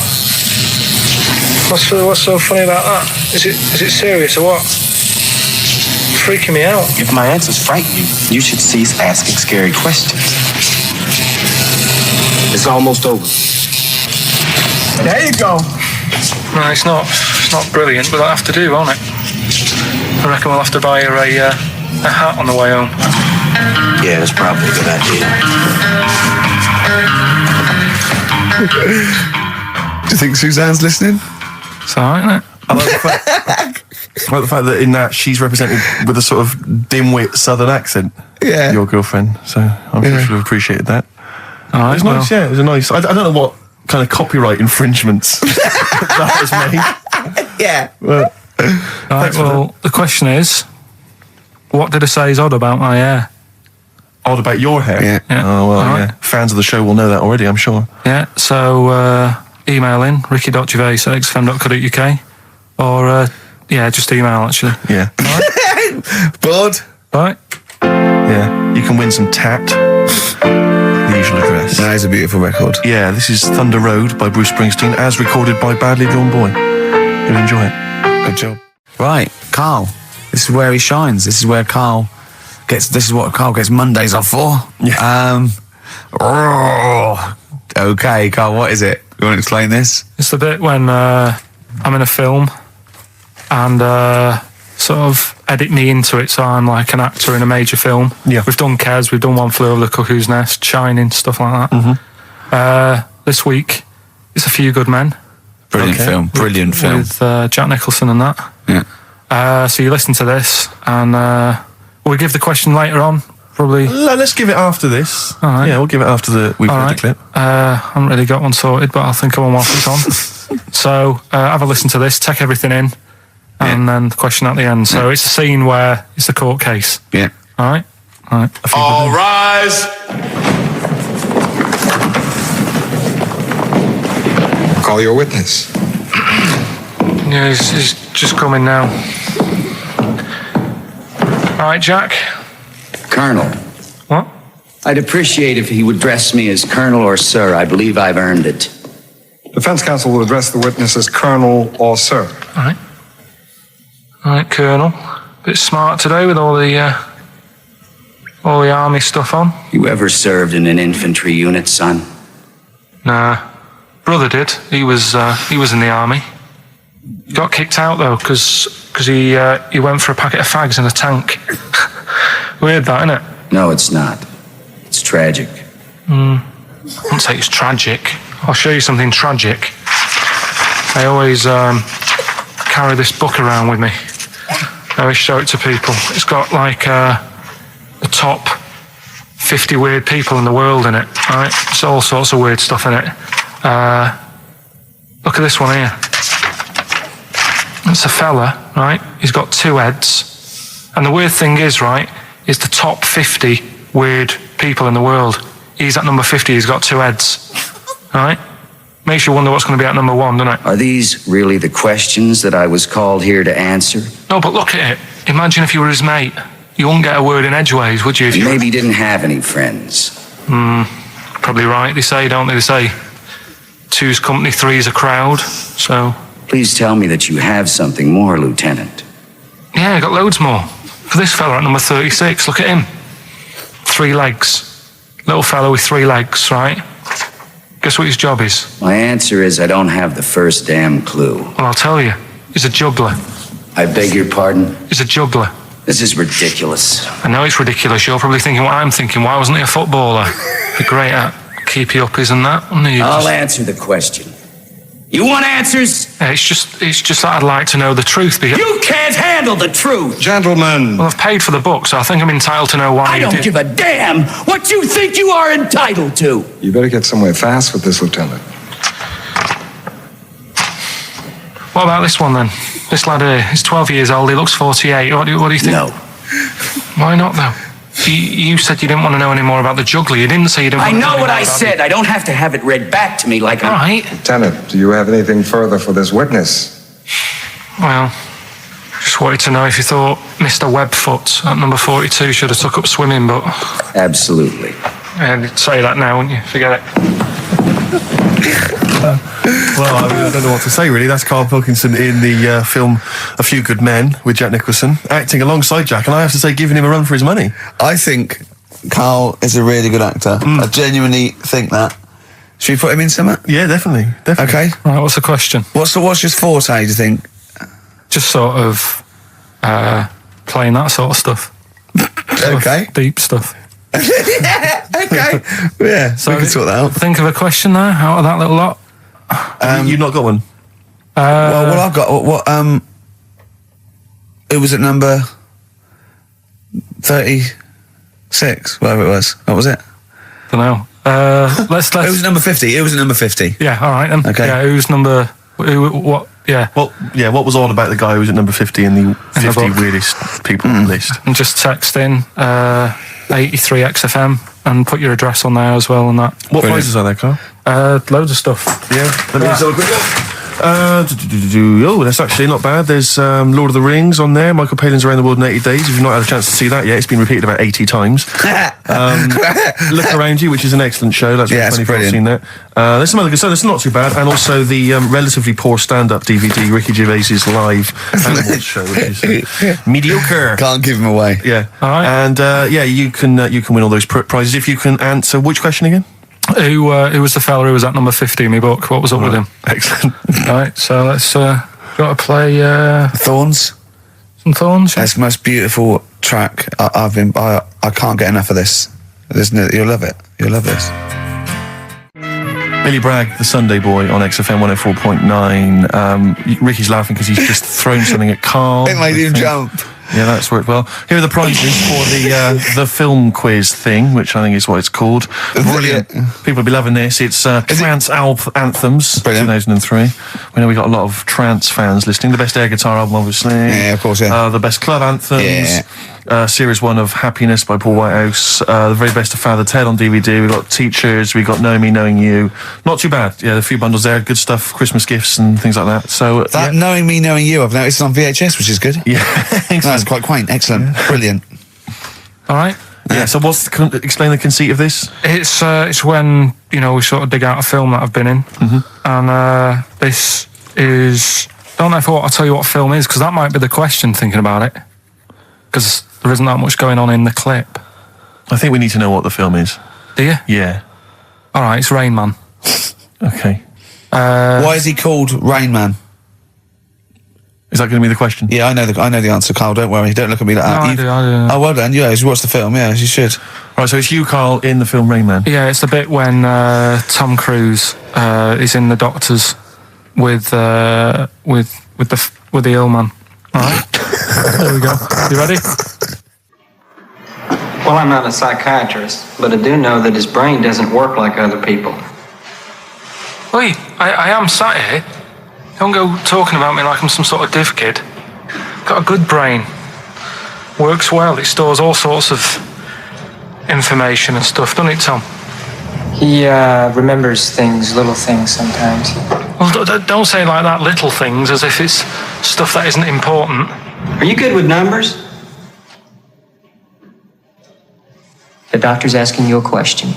Yeah, I know. I'm just thinking. Good with numbers. It depends. Not that good at maths, but I remember facts that have got numbers in them. Like I know that one person in 2 billion will live to be 116 or over. Right? Weird thing is a lot of them are Chinese, so sort of makes you wonder if they're lying. I'm afraid I don't understand what you're talking about. What do you mean you don't understand? It's not. All right, here's an easier one for you then. Goldfish have better memories than people think. He's right. He's right? Yeah. See? There you go. Goldfish related. Oldest goldfish in the world was 41. No. Yeah. Funny thing is if it was a goldfish with a dodgy memory, could have been older. Could have been, pushing 45. So. That's amazing. That is amazing. He should work for NASA or something like that. Well, don't go that far. They're the sort of things that I like reading about. I've got that big book there. It's full of Did you read all this? Yeah, don't... You read all these stories that are in this book. Don't bother touching Maybe you better put it back. Give it back. No. Okay, no, Ray, take it easy. I'm not gonna... I won't touch anything else, Ray. Come on. It's okay, Ray. It's okay. Come on. Can I ask you something else, Raymond? No. Well, you've annoyed me now. You've kept coming here saying I'm daft and that and messing with my book. Just go, will you? Excuse me. Were they messing with your big book of freaky facts? Yeah, that's out of order. Good. Right. So what's the question? Why is he called Rain Man? Yeah? Yeah? Everyone happy with that question? Yeah? Yeah. Okay, Ricky.Gervais at xfm.co.uk. Why is he called Rain Man? Right. Yep. XFM. Right, okay. Are you in a film this week, Carl? We're doing that now? Yeah, go on.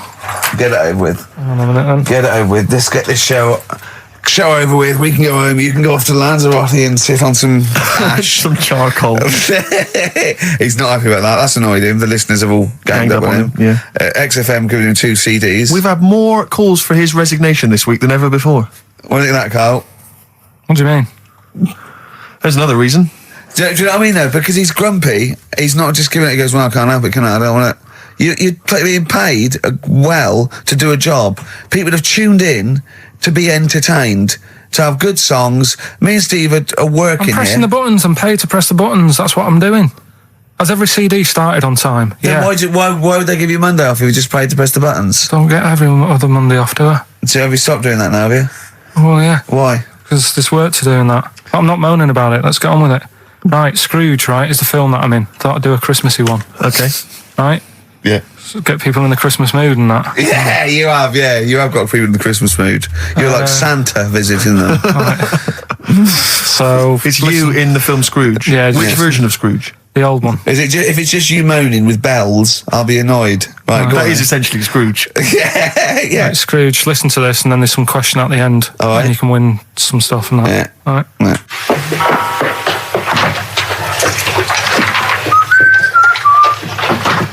You're late. Only 20 minutes. What do you mean by coming in here at this time of day? I've just been doing some Christmas shopping, haven't I?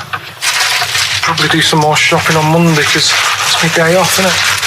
Yes, I know it is. You don't have to tell me. Do you want to see what I've bought Suzanne?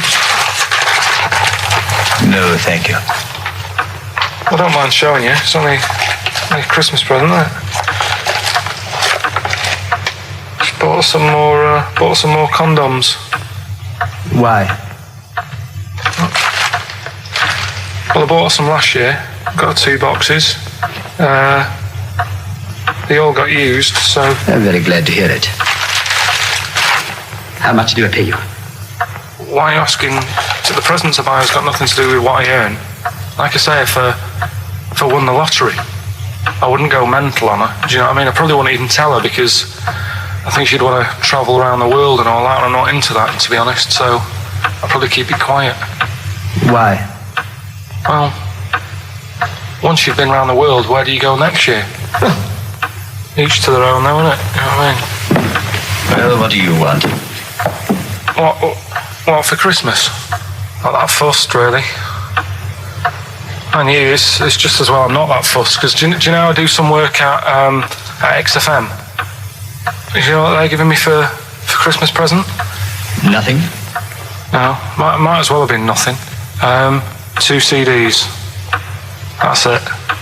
I was well fed up. I'm sure you will. They give you a list of about 30 albums and you get to pick 2 off the list. So I've gone through Kings of Leon album and the best of Bob Marley. Mr. Marley has been dead these 7 years. In fact, he died 7 years ago this very day. Did he? Do you know what sort of donuts Bob Marley likes? It's not my business. No, it's not a proper question. It's an old Peter Kay joke. He likes the ones with jam in. Do you get it? Garlic bread. It's good, isn't it? Excellent. Oh, Carl, well done. Carl Scrooge there. The only man more mean and depressed generally than Ebenezer Scrooge. Oh, dear. Oh. What's the question, Carl? Well, if people have been listening from the start, right, what albums am I getting? Yeah. Is that good? Mm-hmm. Good, yeah. What albums am I getting from for working for this place for 6 years? All right. Ricky.Gervais at XFM.co.uk. Another big moment here. We've had Rockbusters. Now we're going to have Carl's film quiz thing, isn't it? Yeah, it's a film quiz thing. I've done Planet of the Apes, right? Because one of the things we did in Lanzarote went on this tour with sort of 3 northern blokes, and they didn't really know what they were talking about. Joking. You're joking. Northerners not know what they're talking about. You're having a laugh. No, they'd obviously sort of not had much luck here, right? And thought, let's go over to Lanzarote, buy some vans, right? Get people in it. We'll do a tour of the island. And whenever someone asks the question, like, what year did the volcano happen? They go, oh, we'll take you to the visitor centres. You can read about it there. So they never actually answered anything, right? So they were useless. But one of the things that they told us was that Planet of the Apes was filmed in Lanzarote. Right. Okay. Right. That makes sense. A bit of it. Well, does it? Does it make sense? Well, what do you mean? Well, maybe it was, maybe it wasn't. Okay, anyway. No. I mean, if they wanted to show sort of an barren, sort of post-apocalyptic sort of subject, choose where you went on holiday. Yeah. Obviously. Yeah, but when we were there, he took us to this sort of beach, and I said, "Is this where they did it?" And he was like, "Yeah." I said, "What? Right there, yeah." And I watched it, and I couldn't see where I was. Yeah, you know that if you watch a film from 1968 and you've been to the same place, you're not going to feature. You're not going to see you in the back walking along the beach. It's a new one, new Planet of the Apes. Oh, it was a recent Planet of the Apes. Yeah, that's what they said. Yeah. Right. So I thought I'd sort of. Now that sounds a little bit more far-fetched. I'd have thought that was probably a lot in Hollywood. Yeah. Well, anyway, is this the current Planet of the Apes or the old one you've done? Current Planet of the Apes. This is the recent one. All right. There'll be a question at the end of it, so listen and that. Is this entertaining to anyone, this? I mean, just take the last 4 minutes of conversation. But seriously, Rick, who cares? I don't. Do you? No. I don't. DVD's selling well. Exactly, what do I care? Right, go on then. All right, so Planet of the Apes, question at the end of it, listen and win some stuff, all right? Hey, where am I? What is this place? Hang on a minute, hold on. According to the Lanzarote guide, we've been dropped off at the volcano bit. Apparently there's 36 volcanoes here to be seen. I hope you don't mind my saying, but this is a waste of time. What do you mean? Don't know why they need 36 volcanoes. Just keep one. Fill the rest in. Like a car park or something. Excuse me, guide. Why's the bus dropped us off here? What's so special about this place? Well, according to our holy writings, that is where creation began, where the Almighty breathed life in the time before time. It's amazing, that, isn't it? All this has been stood here for years and years. What about the coffee shop there? Is that old, is it? Well, nothing. You're out to rip us off. I raised about £4 for a coffee there. Always ripping people off. That's what annoys me with these trips. You get us in the middle of nowhere, we die in a thirst. Well, I'm not able to do without.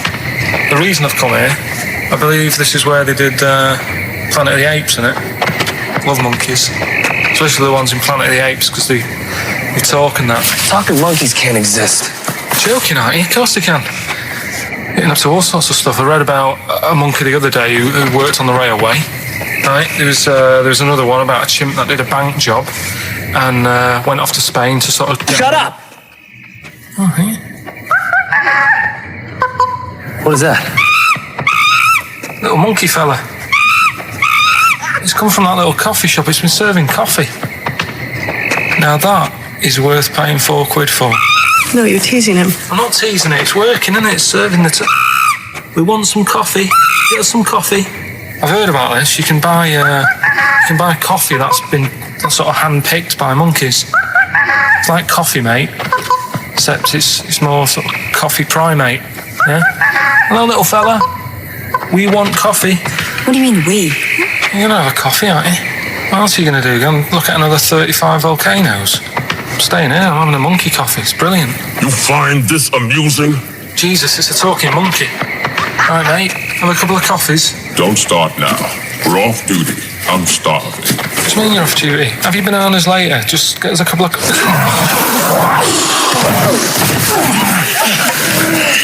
Right. I understand that you're tired and you've probably been on your hands all day. Just forget the coffee. You go and get some lunch. After you've got some coach, you lazy ass. You damn human!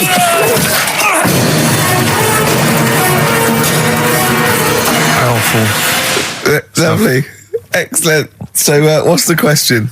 If you've been listening to the whole show, how many volcanoes do I think's on the island of Lanzarote? Okay. Yeah. I might have it wrong, what I've been saying, but it's roughly around that. Yeah, so what have you been saying? Yeah. Yeah. All right. Ricky.gervais@xfm.co.uk. You're more likely to win the prize if you leave your address on the email. Yeah. Because otherwise we can't really be bothered to phone people or email them back. So, Good point. Put your address on there and you could win some crap. In a jiffy bag. And it's Ricky Gervais, Steve Merchant, Karl Pilkington hosting the final show. Exciting. Which means the last film quiz. Karl puts himself in a film. Claire's on next week, by the way, and then Adam and Joe. Sturgis, Adam and Joe, brilliant. Adam and Joe coming back. So that's Excellent. They're excellent. Right. Matt Lucas said he'd do a show. Give him a call, and maybe him and Dave Williams. Yeah, might big do things that. that. Might do that. Yeah, very good, wasn't it? Yeah, it'd be all right. Yeah. Right, the film thing. This is when we get like a film, and I'm in it. Right. So I'm doing. We talked, a bit about gay fellas and that today. Yeah. So we're doing When Harry Met Barry. Okay. All right. Yeah.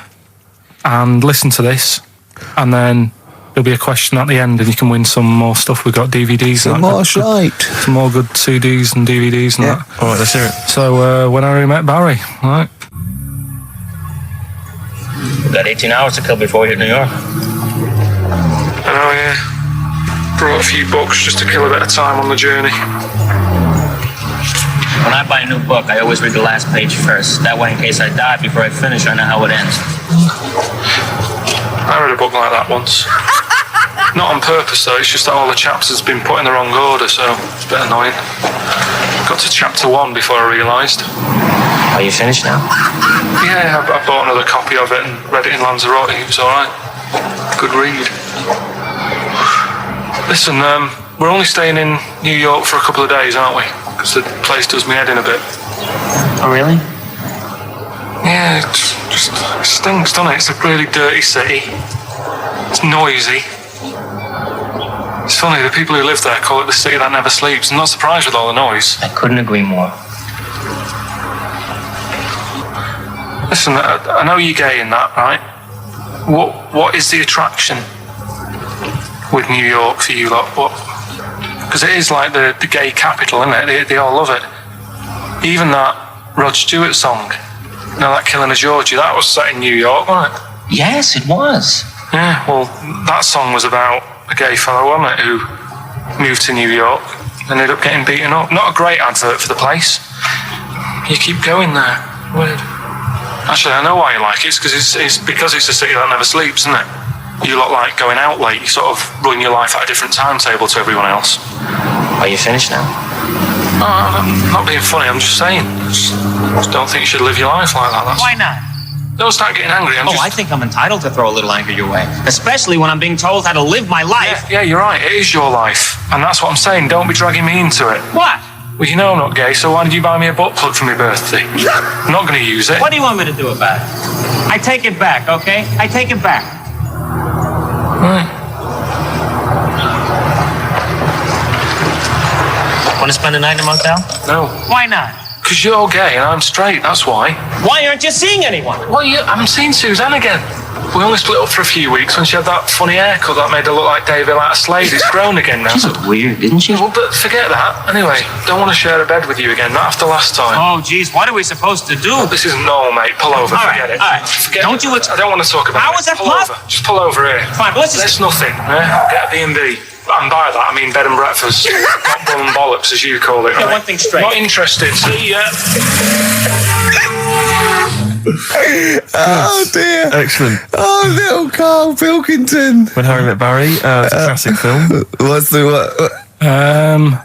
What song was I talking about? That, you know.